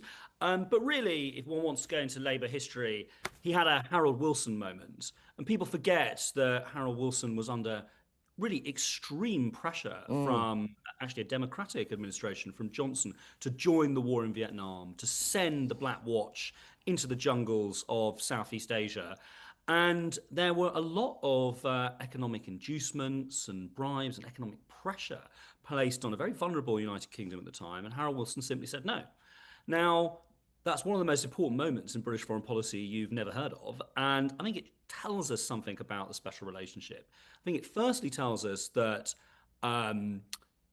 America can go through periods of being very erratic, unpredictable, emotional, and unreliable, but also that Britain has the strength, and that relationship has a strength through centuries of a common bond, that it can go through sort of strained periods and be robust on the other side. Most people don't even remember it. But then you've got sort of embodiments of what you might call the deep state, the sort of permanent bureaucracy of British foreign policy. So Simon MacDonald was out on the airwaves today saying, it was almost like he couldn't comprehend that we would go in a different direction from the Americans. The former head of MI6 has said something similar, that, about needing to ingratiate themselves with Trump, build bridges, mend that resolve. Starmer seems to be, we've talked at length about him being a lawyer, not a leader, but he's sticking to his guns on this one. Is there, what is the downside? You talk about economic inducements to join in Vietnam. What's the downside of pissing Trump off like this? I think that there are two problems really that the government's dealing with at the moment, and we'll leave Lord MacDonald and his views to the side. I've got to say, if anything needs to have another look at, it's his book published a few years ago as a sort of roadmap for British foreign policy, saying that we should get rid of Trident and focus on sort of an NGO-like foreign policy through the United Nations and soft power. So I think a period of silence. Enough said there. Yes. Much merited. Now, really we're dealing with two problems right now. The first is that we have an America problem. The United States has become unpredictable and very erratic. Just over the last 48 hours, we've seen Trump use Bush administration rhetoric, that this war is about freedom, about liberating the people of Iran. And then we've also seen him say that, in fact, he's looking for somebody possibly like Delcy Rodriguez in Venezuela, someone in the regime to sort of come and take control of the country again. This is a war that's been launched without a clear plan. We don't know where it's going to end. And looking at the track record that we've had, Iraq, Afghanistan, Libya, that's why the Prime Minister's made the decision he has. And I think he's made the correct decision there. But we also have another problem, which is we've got a Europe problem, which is it's not as if we can kind of pivot and fit quite nicely into a single Europe with a clear geopolitical view on the situation. We don't have a European pole in the world right now on this conflict. We've got European countries going in different directions. Spain is sort of drifting into opposition. You have Germany perhaps drifting towards, possibly supporting the war. There's no clarity there. And I think there is a role that the Prime Minister's trying to carve out to sort of bring the European big free, the E3, closer together. But it's going to be a lot of work. Like one thing I saw being inside the room with the Europeans and the Iranians just hours before Trump took the decision to bomb the nuclear mountain in Fordow is I didn't really feel our European friends and allies were remotely ready for the breakdown of the rules-based order, and were still sort of dreaming as if there were perhaps months where we could lead a sort of parallel European negotiation with the Iranians. But no, time had already run out. But it feels like that's a similar moment we've reached now. I mean, we don't even have a destroyer anywhere near Cyprus, which got hit yesterday. We've known for months, and the drumbeat of this war, frankly, because it is a war, has been getting louder and louder and louder. It appears we don't even have a submarine currently in the region. We've got laid up naval assets all across Britain that are not in any way war ready. We've been kind of caught off guard here. How, if you say you were in the room all those months ago and it was clear that we'd been caught with our trousers down once, why have we allowed that to happen again? I think that for years and years and years, really for decades, we have allowed a culture of dependence to slip in Britain, in France, in Germany. If you're ever going to go to a chancellor, a prime minister, or Monsieur le Président, excuse me, sir, would you rather that we made the voters pay for it, this crucial piece of defense infrastructure through taxes, or, you know what, we could just let the Americans mostly control it and they'll pay for it? They're always going to choose the easy way out, and that's what they've done for decades. And the result is we just don't have the assets we need, let alone the truly independent assets we need as Europeans to kind of fully chart our own course in the world. So that's the first big problem we're dealing with. In terms of moving assets to the Middle East, one has to be real about the battleships that we have. We don't have an infinite amount of them, and we are under huge strain about where those placements are to support and defend the security of Europe. There are some engagements we have in the Indo-Pacific, and I heartily agree with, I think, the implication there that we need to increase our defence spending. And I think that the Prime Minister and the Labour government in general, I think we're going to be hearing a lot more from them over the weeks and months to come about how that's the right course of action. And I know that the Prime Minister himself is thinking very deeply about how we need to increase defence spending. I mean, it's increasingly clear that the target set for end of the century, end of the next parliament, end of the decade, or by halfway through the next parliament, we might be at 3%, we might not, but that's clearly going to have to be accelerated, right? That would be my view. And if I was still in government, that's what I would be advising.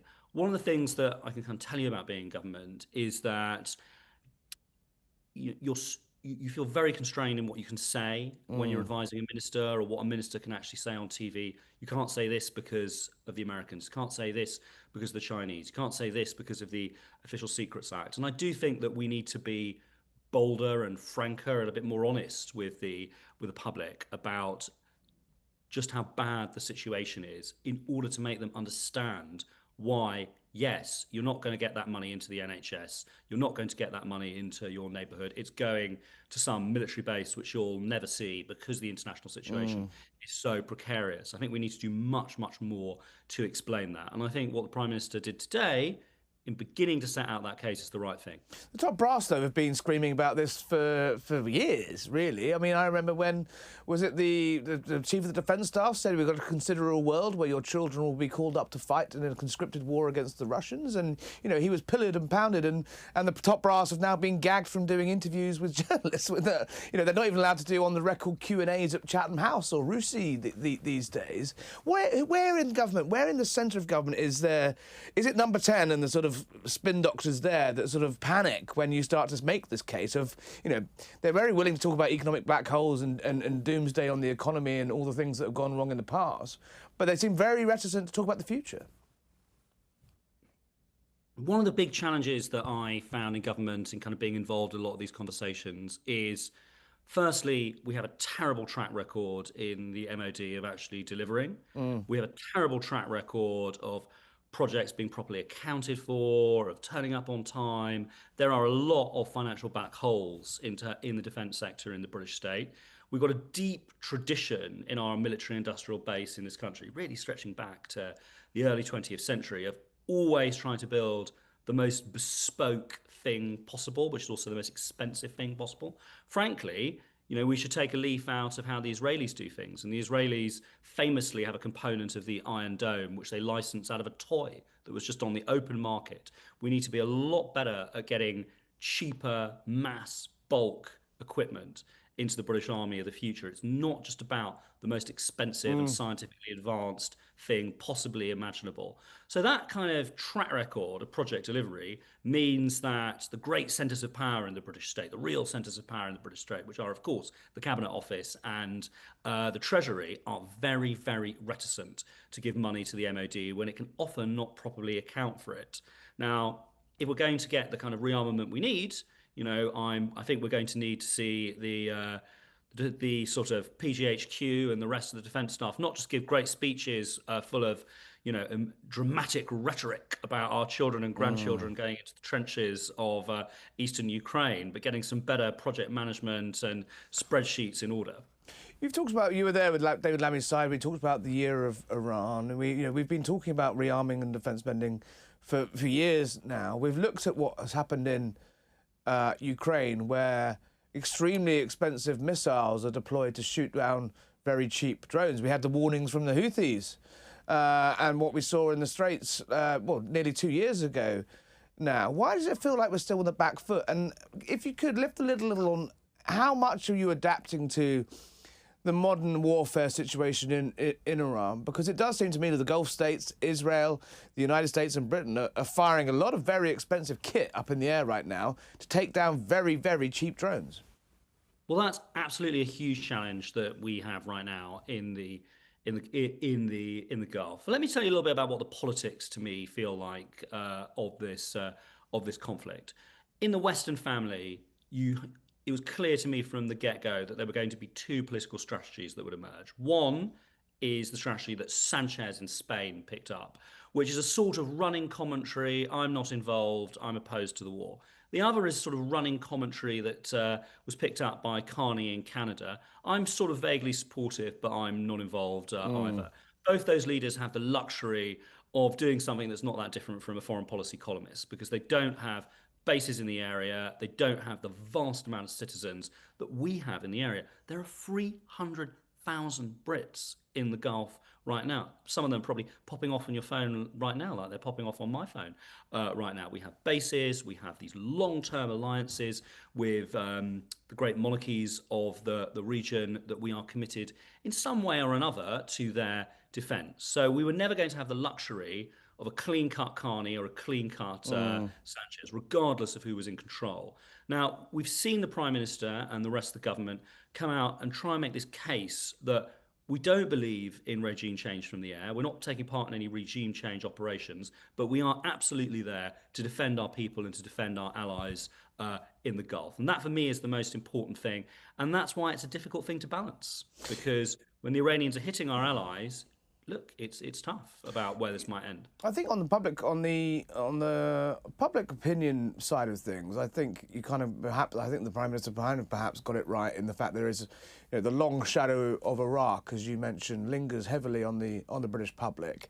So the initial strike, I think we need to separate out the initial strikes, the first day one, from what has subsequently happened. But it does feel like we're on the back foot. I do wonder whether. Has the Prime Minister done enough to communicate the fact that we will be defending Cyprus? We will be defending, won't someone think of the influences? Brits are potentially going to get killed in this scenario. We've already lost 6 American personnel. Is he doing enough to say, he will strike back?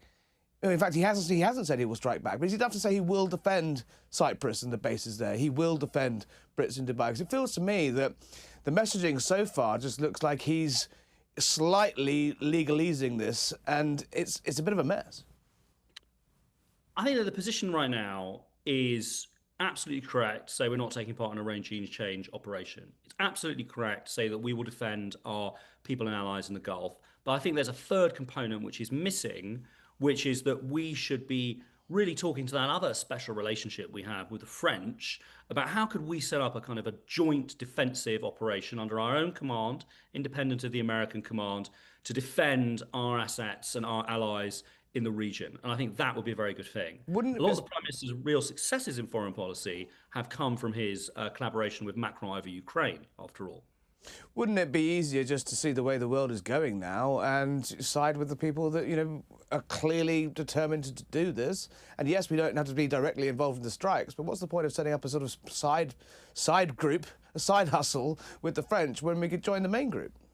Well, because what we're trying to do is defend our allies and our people and our bases in the region. A French base was actually hit by the Iranians. What we shouldn't be involved in, because it would mean going against literally everything we know about the world since Iraq, Libya, and Afghanistan, is an open-ended, unclearly defined regime change operation that we were not involved in planning.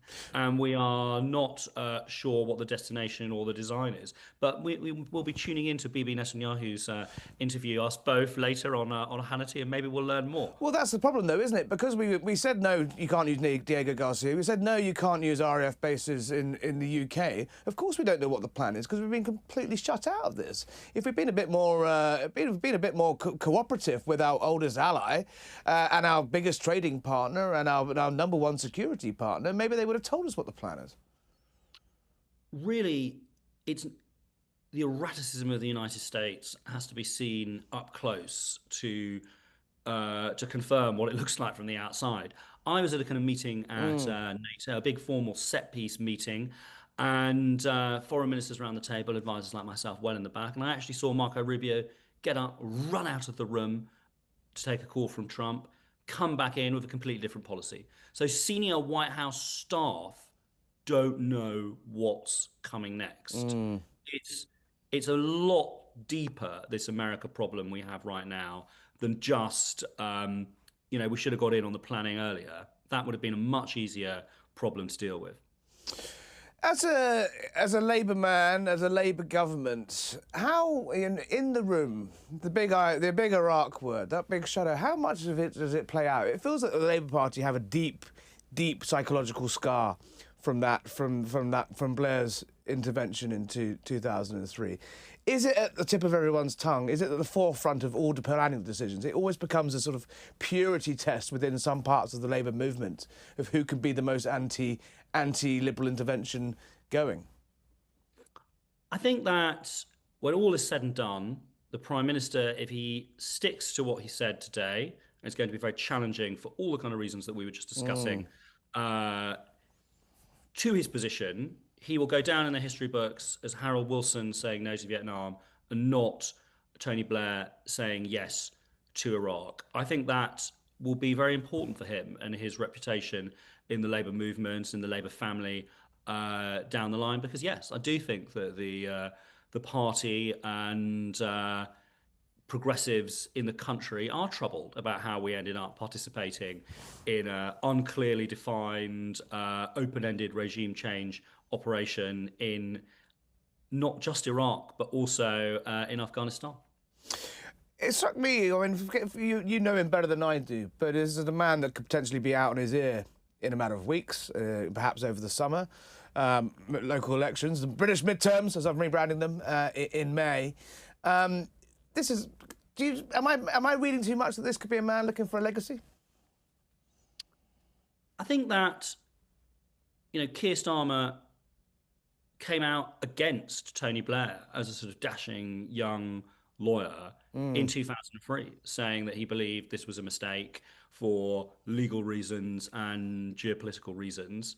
And I think if he was talking to you right now, he would say that his commitment to international law, he's not a sort of theologian. He doesn't sort of believe in the holy texts just because he's sort of studied them in the chapels and cloisters of his profession. Of Matrix Chambers, yeah.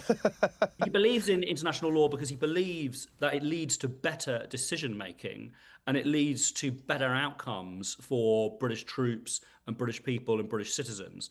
That would be how he would make his case if he was here this evening. But it's a different, I mean, it's almost of a different, more idealistic age. What does it really mean in a world where, Donald Trump, the US government sanctioned the IRG, yet he picks up the phone and talks directly to the regime. He seems to have a complete disregard for international law abroad, which he considers of being of a bygone era, and says the only checks and balances he has at home is not the US Constitution, but his own morality. I mean, we risk kind of living in a bygone age that's gone, don't we? So what I saw when I first came to the Foreign Office in the summer of 2024 is once Trump was elected, the rules-based order really did begin to disintegrate. And I found, sitting at the side of the Foreign Secretary, that it was like constantly sifting through contradictory advice. You had the Middle East Department saying General Assembly and human rights first. You'd have the Russia-Ukraine team saying Zelensky's the priority. You'd have the embassy in Washington saying special relationship, über alles. It's not anybody's fault. What each team represented was a different part of Britain's old grand strategy, which used to make sense and to sing together, which was be America's best friend, fight the Kremlin, and stand up for international law. Once the rules-based order has begun to disintegrate, that doesn't add up so neatly and so easily. You actually do start to have to make choices. So what the Prime Minister's done is he has made a choice that he is going to put his commitment to international law higher than his commitment to being America's best friend. He's happier just to be America's friend. But he's not necessarily be around for much longer to pick up the pieces of that. This is going to take some serious bridge building, right, to fix this. You've got the president literally railing against Starmer by name. You've got the Department of War Chief Pete Hesketh saying, we were pearl-clutching and hee-hawing about law. This is a major setback, right? Prime Minister, knows his Labour history very well. Indeed, one of the ministers who attends cabinet, Nick Thomas-Symonds, is actually a historian of the Wilson government. I made it halfway through his book, and he will be. It's a fabulous book, actually, and I will finish it. Delighted to have a signed copy, and in my copy, and I'm sure also the Prime Minister's, the sections about Vietnam will be heavily annotated, that was another real moment of stress in the Anglo-American relationship. This is a long relationship, goes back even further back than 1776. And I do think that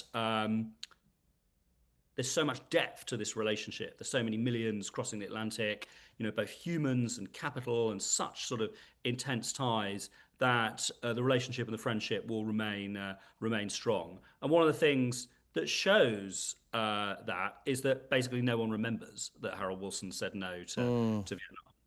Where would you put this on the grand scale of special relationship tiffs? I'm kind of thinking 1982, when the Americans wouldn't get it, had no interest at all in helping us defend the Falklands. I think we have to stretch quite far back to find a moment of tension like that, don't we? I think that's right, yes. I do think it's one of the more dramatic moments in our relationship and our alliance. But, Prime Minister's had to make a very difficult calculation about national interest. And one of the things that we have spent amongst foreign policy analysts, amongst people working in the Foreign Office, in the Cabinet Office, in the Ministry of Defence, is looking at what went wrong in Libya, Iraq, Afghanistan. How did so many of us spend so many wasted years on wasted plans, and not having a clearly defined objective is number one flashing red of all of those studies that have come out since. And I don't see a clearly defined objective here in the war that Trump has launched. It was sympathetic to Starmer standing up for the national interests, but it would be remiss to point out there's some clear political interests in this as well. They had the Gorton and Denton by-election in Manchester last week, lost to the Green Party. The leader of the opposition's come out and accused directly, I think, if it might be embargoed, but the time you're watching this, it won't be embargoed anymore, directly accused the Prime Minister of pandering to potentially losing Muslim voters, not making the same mistakes he made early on in the war in Gaza, and actually having a very, very political tint to his decision-making on this stuff. What do you say to that? So one thing I would like the government to do, and I would like the Prime Minister to do, is to make a bigger effort to explain the huge danger that the Iranian regime has posed to the region and poses to our own. The streets of London, IRG goons stabbing people in the streets of North London. Ken McCallum says that they foiled 20 Iranian-linked terror attacks in the UK in the last 2 years alone. They hacked Parliament, they hacked the NHS. The case for these people being an enemy and a threat is, it doesn't need to be explained. I think people would expect us to be fighting them, wouldn't they? So, it was absolutely right for the Prime Minister to come out and say that the IRGC-backed, terrorist operations could be a threat to Israeli and Jewish targets in the UK. And I'll be honest with you, I went to synagogue earlier today for a Jewish holiday, and the thought did cross my mind after the Heaton Park massacre. This is really the right thing for me to take my 2-year-old to, but we went and we survived. But I think that just goes to say that there is a sort of fear in the Jewish community, and certainly in the Iranian diaspora now, about what can happen.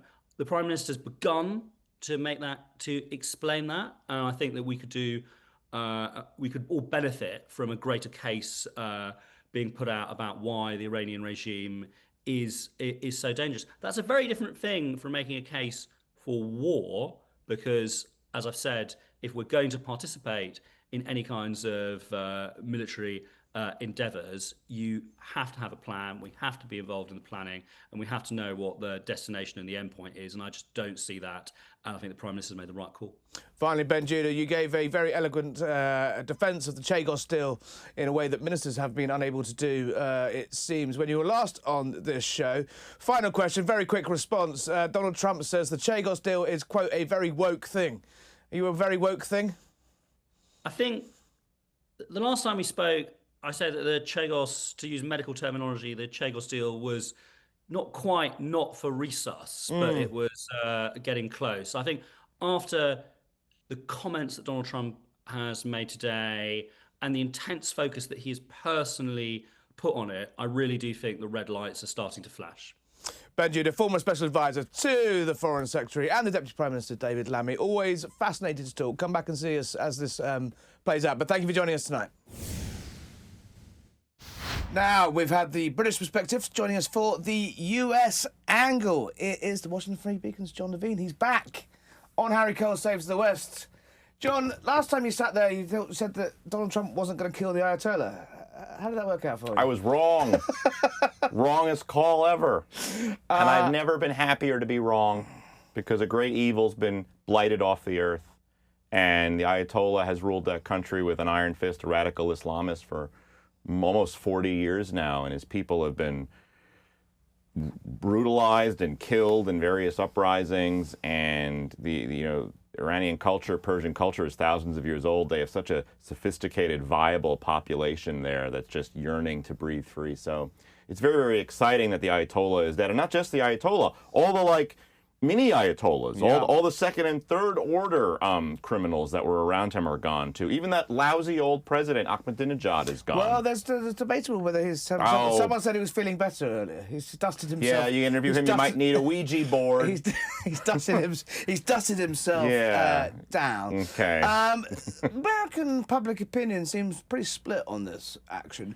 The initial strikes perhaps supported the Ayatollah. No one's crying in the streets for him, except for a few there's blue-haired people. There's a few blue-haired, yeah, okay. A few, but I mean, is there an exit strategy? What's the plan? Trump says perhaps 4 weeks to achieve his goals, but it doesn't really feel like there's a plan other than slotting these guys one by one. Well, one thing that I am very confident of is the president doesn't want a second Iraq. And if you'll recall, Iraq was, you know, a years-long buildup. There was the coalition of the willing. There was the vote in Congress to authorize force. And then we invaded with hundreds of thousands of soldiers. It took us 9 months to find Saddam after the invasion. And then years after that to track down his top officials. Remember, we put their faces on playing cards? Yeah. We have done all of that in a day in Iran. So right off the bat, we have a very different kind of war unfolding in Iran. I know that this president does not believe in endless wars and does not want the United States to become involved in a quagmire in the Middle East only 20 years after Iraq and Afghanistan. So I am confident that when he says this is going to be a limited engagement, we're going to take out these senior leaders and we're going to achieve something viable and then we're going to leave, I believe him. I do. You spoken to him. You spoken to him at the weekend, didn't you? I rang him up, yes. And what did he say? As one does. You don't ring up the president? Well, I never discuss sourcing. I would never get into discussing. Well, I wouldn't either if it had been other than an on-the-record conversation. And how is it? It was. He's great. He told me himself he's feeling fine. And I called him at a very early part of the war. Obviously, I believe things started going down 3, 4 o'clock in the morning on Saturday. And I was asleep, I can confirm, when that happened. You probably were awake, but I was asleep. And I woke up and I had something like 50 messages from everybody saying, well, John, can you believe it? What's going on? And I'm in bed, computer open. I'm thinking, I got to do something. What can I do? And I called him, and he answered. And it's not the first time we've spoken. He knows me, and we had a brief conversation where he said, look, I'm feeling fine. It's going very well. I can't really talk about it. And that was the first of some dozen phone calls he took it's throughout that astonishing. day. I mean, he's obviously acutely aware that he needs to sell this, not only to the American public, but to his base. He campaigned on a platform of no more forever wars, America first, limiting engagement. He's gagged and bagged Maduro and he's whacked the Ayatollah. It's not very America first, is it? I don't think it's a forever war. I mean, he campaigned against not launching forever wars, and I trust he's going to keep that promise. How long did you give him before? Well, I will tell you, we're not going to be fighting in Iran during the midterms. I'll tell you right now. There's no way we're going to be involved in a war in Iran. We don't have the munitions to be bombing Iran in the way we're bombing them all through until November. There's no way we could sustain that right now. Yeah. So I know that by design, this is going to be a limited engagement. And my hunch is, and I've said this on your show before, Venezuela was too successful. It worked out too well. Where now it's like, okay, that worked. Let's do Venezuela in Iran. And I think it's not that you can't do it. It's just it's a heavier lift. But I think that is the plan, to find the Delcy Rodriguez of Iran. A more pliable Mullah. Maybe it's not a Mullah. Are there pliable Mullahs? I don't know. Maybe it's an IRGC general. It's one of these alleged hardliners. One of the nice guys. Delcy Rodriguez was a hardliner too. And you know what? It turned out we could work with her. You find maybe an IRGC person, and you say, look, you can keep all your interests in the oil industry. We're not going to touch your personal prerogatives. All you have to do is dump the nuclear program, drop the death to America, and play nice with Israel. That's it. That's literally all you have to do. And I bet they could find someone to make that deal. Well, isn't the fact that anyone's still alive within the senior hierarchy of the regime is probably a Mossad spy, right? Well, right. They had a whole division dedicated to rooting out Mossad spies in the regime, and the head of that division was a Mossad spy. No. So did you see the thing about the dentists? The Mossad have infiltrated the dentists of Tehran. I mean, I'm waiting for the Netflix book drama series, The Dentists of Tehran. It's got such a lovely ring to it. But basically, all of the senior sort of figures and bodyguards and officials around the Ayatollah were all going to the dentist.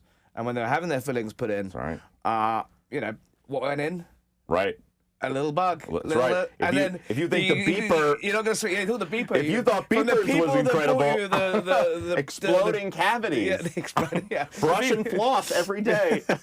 Or it could be you. In one of his multitude of phone calls, before we go down that rabbit hole of... I have no idea if that's an internet rumor you heard. No, I read it about it in a, I can't remember where, a credible source? An august organ. That's incredible. Yeah, and yeah. I hope it's true. I mean, I want it to be. It's too good to check. It's right, exactly. Yeah, it's a great term. Too good to check. Too good to check. Where was I? We've gone down. You completely lost my train. In one of his many, the president's many sort of phone calls, he's talked about his disappointment in Keir Starmer. Obviously, a special relationship is in quite a rough spot at the moment. It's been creaking for a while. We've been talking about it, but the fact is, the British government refused to allow permission for Diego Garcia to be used for a B-2 bombing raids on Iran. British airfields, the American-leased airfields in the United Kingdom have been blocked from being used by the Americans to bomb Iran. That initial offensive action, the Prime Minister of Britain cannot bring himself to say he supports. He said that he doesn't believe in regime change from the skies. It's really putting some clear water between him and the Americans. How's that going down in DC? I mean, I know Trump is not happy about it. The Diego Garcia situation has annoyed him. He said, I believe he told the Telegraph that. I was trying not to name check them, but thank you. Well, yeah, they did. I'm It was joking. our wonderful friend Connor Stringer. You know how to hurt a guy.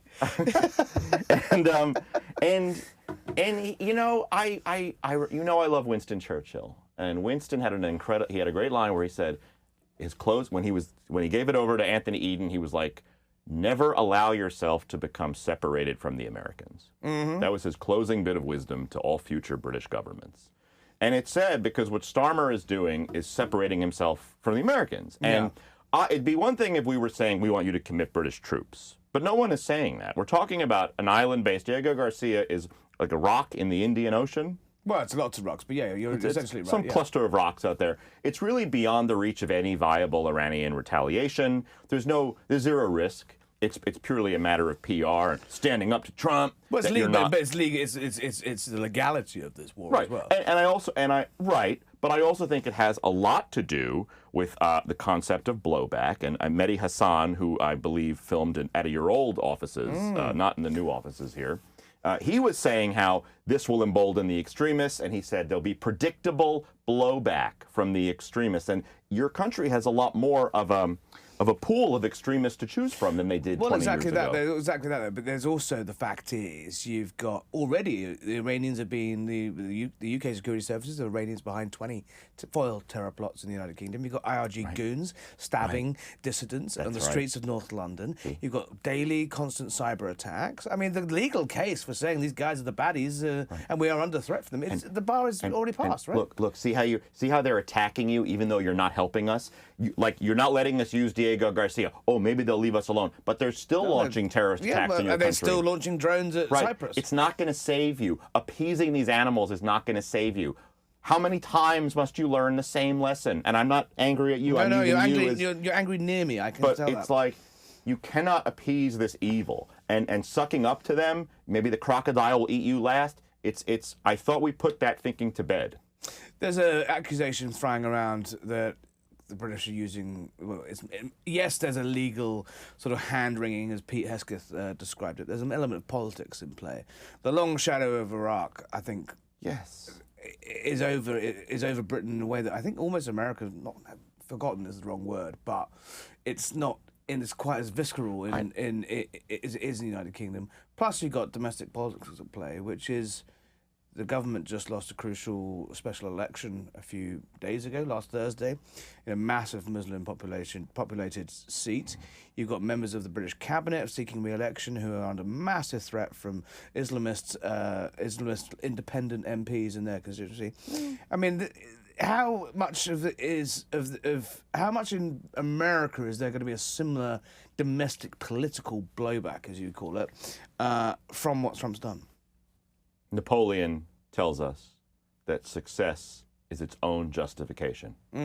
If this is a success, if we get a month from now, 6 weeks from now, and the president can go to the American people and with a clear set of objectives, he's like, I said we were going to do this, and we did this, and the casualties were low, and we're out. If the American people view this war as a success, then all things are forgiven. And I think you've got Republicans will go into the midterm strong, and everything comes up aces. This is massive risk, right? You got It's extremely the Gulf. risky. No one was expecting. When someone think of the influencers, no one was expecting Iran to start bombing the Palm Hotel in Dubai. You've got people fleeing.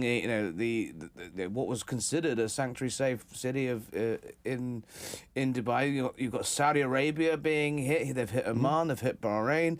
The State Department tonight saying get out of basically every Muslim country if you're an American in the entire region. The whole bloody tinderbox could go up, right?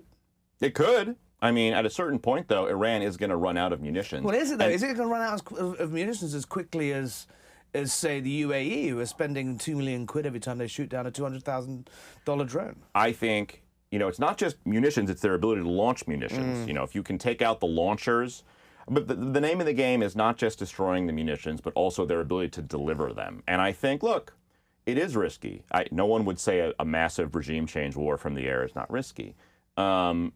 I think it's doable. I think following the model laid down in Venezuela, it's doable. I certainly believe the president thinks it's doable. That's why we're doing it. And I know in his bones he hates these long, drawn-out wars that go on forever. He does not want to get us involved in a forever war. I do believe that. And I think he will be very resistant to mission creep. I think people around him, people like J.D. Vance and Tulsi Gabbard, definitely do not want to do a... Notably not in the room when right. I don't call it a room. It was a situation tent. The situation tent. It was in... They erected a tent. Had quite a Gulf feel to it, didn't it? Decisions made in tents and surrounded by gold. Yeah. That's right. Mar-a-Lago is the seat of the action. But Rubio was there. Yeah. It's a big test for him as well. It is. He's been out defending the decision today. Right. But J.D. Vance has been notably quiet. He is on Fox tonight. But he hasn't been quick out the traps. Your old friend Tucker Carlson was in the White House last week, presumably arguing against this. He's been spouting off all sorts of crazy theories about it since then. There is a three visits to the White House. There is a rift, and J.D. Vance appears to be trying to ride multiple horses here. J.D. Vance is Vice President of the United States, and his job is to support the President of the United States in whatever the President does. That's the job. And I think that if there is a rift, it's not something he can air publicly, ever. Yeah. And he needs to find a way to, I think, bridge the gap between a lot of the hardcore MAGA who said, what are we doing? And I think you simply say, this is not a forever war. This is going to be a quick thing. We're going to achieve limited objectives, and we're going to get out. We've already lost 6 American service personnel in 3 days. Right, and I think the president's been very honest about that. He said right from the get-go there's probably going to be casualties. And, you can't achieve big things in the world if you're afraid to incur the risks of casualties. Yeah. It's just a fact of life, unfortunately. You quote Napoleon, I'll quote Lord Farquhar from Yes, he was the little guy. The little guy from Shrek who said, some of you are going to die, and that's the price I'm willing to pay. Some of you may die, but it's a sacrifice I am willing to make. That was John Lithgow as Lord Farquhar. I mean, how can I? It's a great line. It's a great line. How can I compete with it? But that kind of is. It is very different from the. Democrats led us into, killed our boys, led us into these wars. The President of Peace has just launched potentially the biggest. Well, probably there's no way you can describe it anything other than Gulf War III.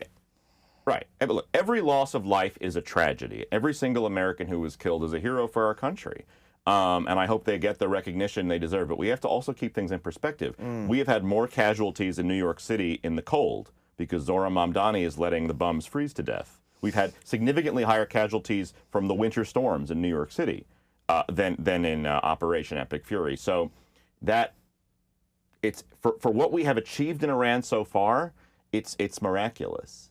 What we've been able to, the limited amount of casualties we've sustained, given what we've achieved. And do you think the president has sold that sufficiently? He was remarkably on script on, what was it, Friday night, when he did the 8-minute video from Mar-a-Lago, stuck to the script. He was at the medal presentation earlier where he reacted to those casualties for the first time. Again, really tight. Do you think he's going to be able to, it wasn't exactly he died like a dog, was it? I think if we get to a place where Iran goes back into the column of good countries that have a favorable disposition towards the United States, we will view the casualties as an acceptable price to pay for that. And I think It's a case he is going to have to make to the American people. It's a case he's making already, and the jury is still out. I think more convincing is necessary, and we have to just he'll convince us when there's success, and when we see the success, and when the success demonstrates itself to us, that'll be all it takes. Well, there we go. I mean, no pressure then. I mean, I'm glad I'm not the president. It does seem stressful. Yes. Not yet. Not the president We'll get yet. there. We'll get there. Washington Free Beacons, Jon Levine, come back and see us soon. The Thank Ayatollah, you. I'm afraid, did not last your previous appearance. So whether Donald Trump survives, you'll come back next week when For the next Ayatollah.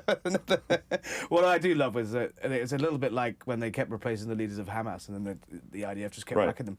The new Ayatollah lasted 6 hours. I think. And by the way, if they appoint some new Ayatollah and the first thing out of his mouth is death to America, kill him too. On that bombshell, Jon Levine, thank you for joining us. Thank you. As ever. Amazing. There we go.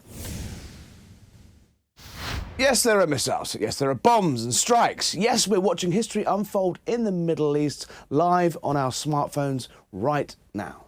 But the war you're seeing, that's maybe 10% of what's actually happening. The real war, the one that gave the United States a head start before a single bomb even dropped, that's invisible. It's digital. It's orbital. It runs through your computer, through traffic cameras, through prayer apps, and on those smartphones.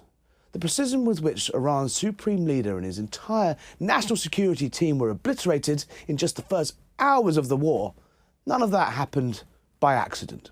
That wasn't luck. That was years of intelligence working and converging into a single devastating moment. But are the same tactics we use to obliterate our enemies being turned back on the West? And joining us to pull back the curtain on that digital world is former Secret Service agent Tim Miller. Mr. Miller, good evening. Welcome to Harry Cole Saves the West. You've said that the modern conflict is shaped before the first shot is ever fired. In Operation Epic Fury, the first shot was a pretty spectacular, assassination of the Ayatollah, essentially, and 49 of the most senior Iranian officials around him. That's a hell of a first shot. How did they get to that position? And, how long were they aiming? Yeah, that's a great question, Harry. And you're right, the first shot was epic. And I think it indicates how far military technology has developed in a very short period of time. Listen, we've always done what we call intelligence preparation of the battlefield. Everybody's done it all the way back to the beginning of time. What they weren't able to do until very recently, within about the last decade or so, is precisely know where critical enemy weaknesses exist and then target them. We did that in Operation Desert Shield, Desert Storm, if you remember, when the U.S. went in with Saddam Hussein. Interestingly enough, we didn't get Saddam Hussein initially. In this case, we were able to target accurately and precisely. And let me just say, we don't live in a world where anything's private anymore. The technical collection measures are remarkable. Everything from satellites to, as the Iranians learned in the past in Hezbollah, even your pagers and cell phones can be used as weapons. I wonder if you saw it, the great sort of meme cartoon of the Lebanese-looking fellow looking very suspiciously at his electric toothbrush, wondering whether that was gonna blow up next. But no, I mean, what I suppose I want to get into is, at the end of the day, we are living in a totally different world. Prayer apps, mobile phones, all infiltrated by the US. Cyber warfare going on behind the scenes, day in, day out. Hacking traffic lights, hacking traffic cameras. The ability for to be able to turn the lights out in downtown Caracas as you fly 6 choppers in to gag and bag Maduro. That is new and modern warfare, and I'd love to pick apart that. But at the end of the day, how important really is still good old-fashioned human intelligence? In Venezuela, it looks like they certainly had someone on the inside. I suspect it might be the woman now leading Venezuela, but that's neither here nor there. But Mossad seemed to have sort of filleted and infiltrated the Iranian regime. Yes, through modern techniques, but with good old-fashioned, human sources on the inside. Yeah, that's a really good point, Harry. And remember, that's been going on since the Khomeini regime took over Israel, U.S. We recognize, hey, let's not fool ourselves. They're the #1 exporter of terrorism in the world. Of course, they're going to be a targeted intelligence country. What was shocking to me, though, is how deeply they were embedded. Because remember, on the one hand, human intelligence still matters. On the other hand, it's much more difficult to do quote unquote undercover operations with all the facial recognition programs, and it's very difficult. And so to your point, were folks inserted strategically into key positions probably decades ago? Absolutely. But it gets harder as time goes on to replace those assets, especially as the regime became more distrusting. And then they saw their pagers and radios blow up, and they realized the depth that they had been, permeated. And don't forget either, Harry, the Israelis were able to infiltrate their most sensitive nuclear program, even I think it was 8 or 10 years ago, to allow for a strike there. So in terms of Iran, the ability for them to protect the information that they need to be safe is virtually non-existent. We're watching this play out after strike after strike. Remember, too, precision bombing. We could put a sizable missile in a window with a very small area of error there. Yeah, there's a remarkable footage actually emerging from Epic Fury, where you're looking at bunkers and hangars, with football-sized holes in the roof where the ammunition's gone out, and the rest of the building still standing. Presumably now, if you can get the Ayatollah, if you can get Maduro, no one's safe really. If you were sitting in the Kremlin right now, you'd be sort of looking at this thinking, this is quite serious. And on the flip side, our enemies and our adversaries, Iran tried to kill President Trump. People took a shot at him. How much did we learn? How much do we learn from what we do to our adversaries in terms of protection? Because no one's safe, right? Well, therein lies the challenge. That is the $5 million question, because, we get all proud as Americans to say, look what we did. We cannot fool ourselves for a second and think that that same methodology, technology, application could be applied against us. Hey, if it wasn't for a quarter inch, our president would be dead. And that was not a sophisticated technical attack. That was simply a human failure at a massive degree. But to your point, we are recognizing, as a matter of fact, one of the things our company's looking at really heavily is protecting organizations from AI itself, because we see AI as our best friend in many areas, not realizing the exploitive vulnerabilities that come with all this new technology. And quite frankly, it can be whiz bang now and your worst enemy tomorrow. And to your point, everything we're doing conceivably can be turned right back on. And isn't the fact that everything is so interconnected now? You've got not even what governments would have begged for 15 years ago in terms of satellite power and open source intelligence. It's all online now. You've got armchair generals and people monitoring the situation. They've got a pretty fantastic wealth of ability to do that. As you say, people get a bit sniffy about giving up their data to the government, but they happily hand all of their personal information to Google, to Meta, you name it, you hand it over. These companies know so much about us. In the technical modern age that we live in, is it really safe? Are we so over-reliant on technology that actually we're going to it's our downfall by the back door? What would happen if in Washington D.C. we saw what happened in Washington D.C. with 4 inches of snow? What would happen if the lights went out permanently? What would happen if the internet went down? It would be feral. And that's exactly our concern in the U.S. for national security. Like, we don't fool ourselves. The Chinese are into this. The Russians at some level are all into this. Even the North Koreans are into this. And let me be clear, whoever wins the technology race, especially with AI, is going to have defensive supremacy. And quite frankly, Harry, that's scary to me, because as I was talking to a PhD X squared that knows all this stuff yesterday, and I said, where are we going to be in a year? And he laughed. He said, where are we going to be in a year? We can't even keep up with where we're going in months, given the advancement in technology. So to your point, without guardrails, without some serious thinking. You know, you're probably familiar that our Secretary of War just stopped all AI into the Pentagon because they're not sure. And if that's happening at the Pentagon, every company, every corporation worldwide should go, uh-oh, what happens if our data is compromised? And are we introducing the mechanisms for that compromise into our systems, you know, thinking that they're from the government, they're here to help us. Sort of downloading a virus into our own systems and expecting it to not to, you know, and the consequences of that. I mean, let's look at the prayer app. I've got it down here. It's what was it called? It was called Bed Sauber prayer app. So within minutes of the first bombs and missiles landing in Iran, this prayer app lit up. It was hacked, presumably by the Americans, or perhaps even well, it wasn't the Brits, even though we do have the technology to do it, because we're sitting this one out for some bizarre reason. But the app lit up with messages written in various languages, urging the populace to rise up. I mean, how in a weird way, a risk has to be taken, a judgment call has to be made, does it not, to show your hand in some way, that you have the ability to do that, to show the enemy you can do that.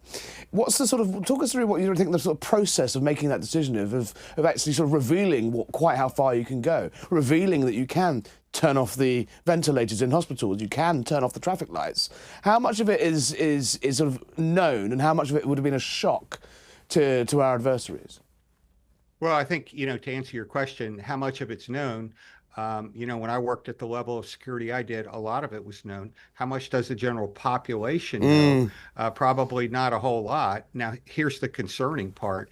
If a decided enemy was to target water, electricity in London, and, healthcare systems all simultaneously, you're in for a crisis beyond comprehension. And I think, to your point, we're not talking about enough how to be prepared for these contingencies, because when you're watching country after country after country in full-scale war, it's time for all of us to say, hey, we're not going to be fearful. We're not going to live our life like that, but we're going to be the wise and prepared ones, especially when it comes to technology. When COVID hit across the world, we were sort of given a glimpse, and thankfully it wasn't the sort of doomsday scenario that it could have been. But it was the first time it sort of felt, you'd see empty shelves, you'd see people stockpiling, mostly bog roll, but I mean tinned goods and the like, and water and shortages, and suddenly you can see how quickly the fabric of Western life is unpicked. How much preparation is it? I think what we've learned from COVID is that the world was completely unprepared for a pandemic, but the pandemic is just one on a long list of things that could be unleashed upon us.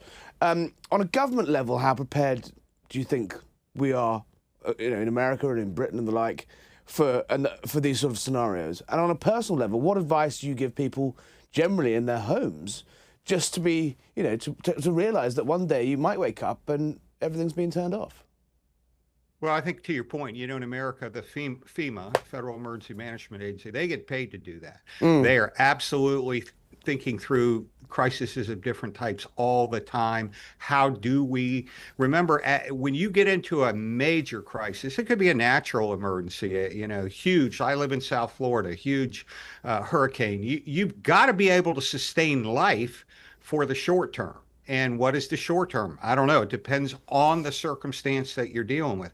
To your point, we recognize in America, without trucking, without the infrastructure to supply grocery stores, we might have 2 or 3 days of food on the shelf.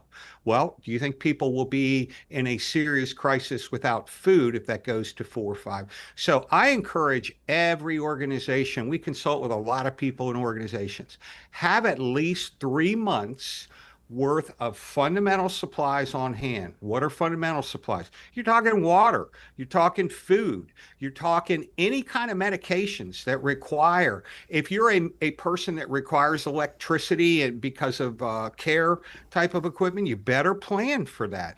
Because if you don't have it, you're not going to find it, because millions of others are going to be trying to get to it. And then the last thing, and it's a harder topic, you better be able to protect it.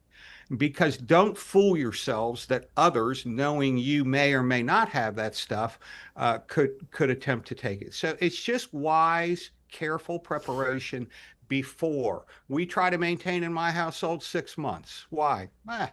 Because I'd rather have it and not need it than not have it and need it. And so, unfortunately, Harry, we woke up this weekend not expecting all that we're seeing, and that's the way crisis situations work. So be wise, be prepared, intentional. I think with the prepper movement, it's been the source of some jokes and some humour for a long time. But they've got a point, right? Look at those. Look at the influencers and people of Dubai who thought they were living in a nice, safe, westernised city.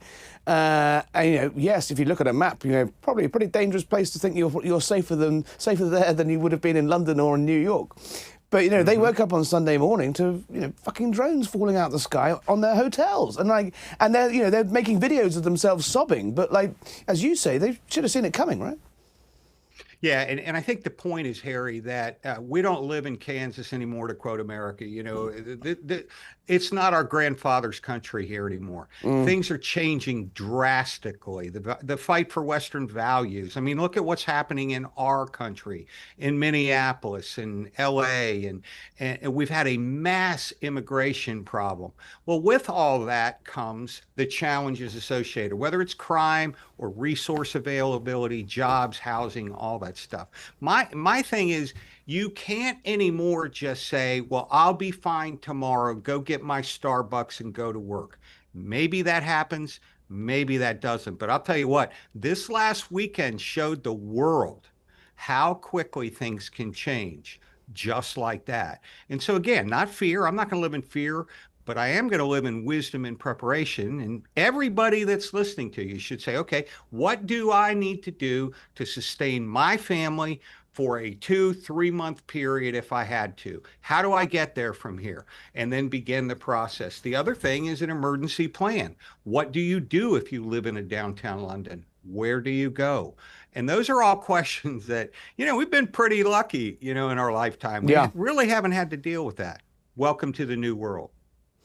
How important do you think America's Second Amendment's protections are, and what edge does it give America versus countries like Britain, who, you need a license for pretty much everything. You need a license for a fishing rod, let alone a shotgun. So how much of a competitive advantage would you say in a doomsday scenario that having an armed populace gives it?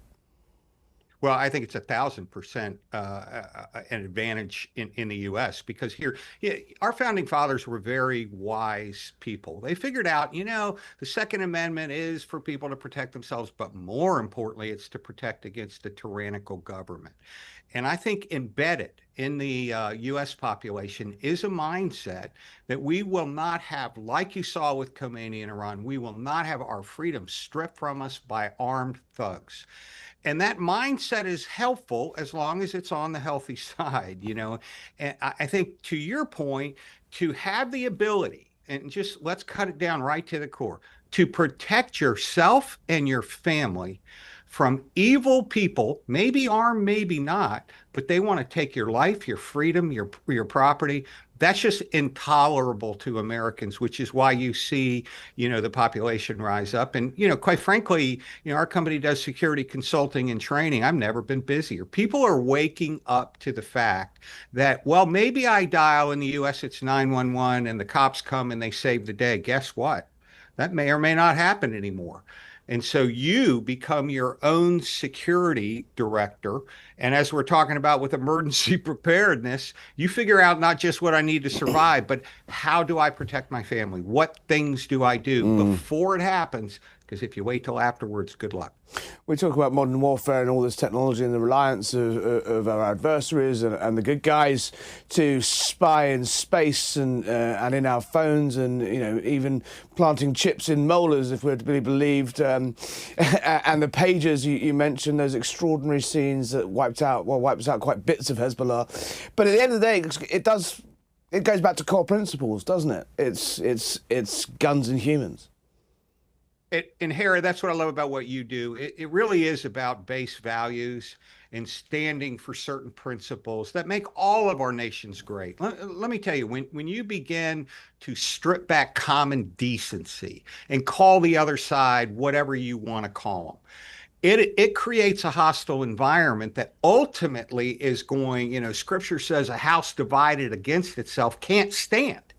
And that's a country too. When everybody becomes angry against everybody else, unfortunately, the rhetoric in the U.S. is the most alarming I've ever seen. As a Secret Service agent, it's it's horrifying for me to hear some of the stuff directed at the sitting president. And guess what? I would have said the same thing if it was Biden. The presidency should be respected by the American people. You can disagree all day long, but that's the point, Harry. We're losing common decency, our ability to care for each other. Somebody gets mugged on the street, and instead of stepping in and taking care of the problem, they get their phones out. And then you have organized groups, and you're seeing it in London. We're seeing it in New York now, by the way. Shock of all shocks. Community patrols by organized elements that are Muslims. And I have no problem with community patrols, but when you're driving around in what looks like a police car, and it looks like you have authority and sanctioning from the government, that's a scary step, whether it be, that particular organization or anyone else. That's what we call rule of law in the U.S. That's why we have police, trained police to do that. And so many things are shifting, and I think we have to fight for conservative values in terms of decency and being able to speak the truth. The First Amendment's another thing here. I'm concerned about the UK because once people can't freely speak, let's just cut to the chase. It's not a free nation anymore. If I can't say what I feel like I need to say without it being violent or whatever, then I don't live in a free nation. I live in a controlled nation. And the next step after a controlled nation is a tyrannical nation. And so I think all the world is watching, and, it's going to be interesting to see the good news with the strikes on Iran. Man, there are tentacles of terrorism everywhere through Iran. So if any nation is concerned about the strike on Iran, they also should be very thankful that the tentacles that Iran, supported through their terrorism efforts are slowly being destroyed. And that's a good thing. Yeah, I think Britain talks about the legal case of joining the strikes. 24 terror plots by MI5 with Iranian links. You've got IRG goons stabbing Iranian dissidents on the streets of North London. How much more of a threat do you need? Tim, listen, thank you. A chilling chat, I would say. And I think you got a point about the... I think you need to look at the First Amendment and the Second Amendment as almost the same thing, because one without the other doesn't quite, I suspect, work. But a fascinating chat. I'm going to go and buy a torch and some bottled water, some tin cans, and a bottle of wine. And a bottle of wine, exactly, and maybe one of those wind-up mobile phone chargers. But if they turn off the lights, all bets are off. Thank you for joining us. Come back and see us soon. Tim Miller there, former Secret Service agent. Thank you.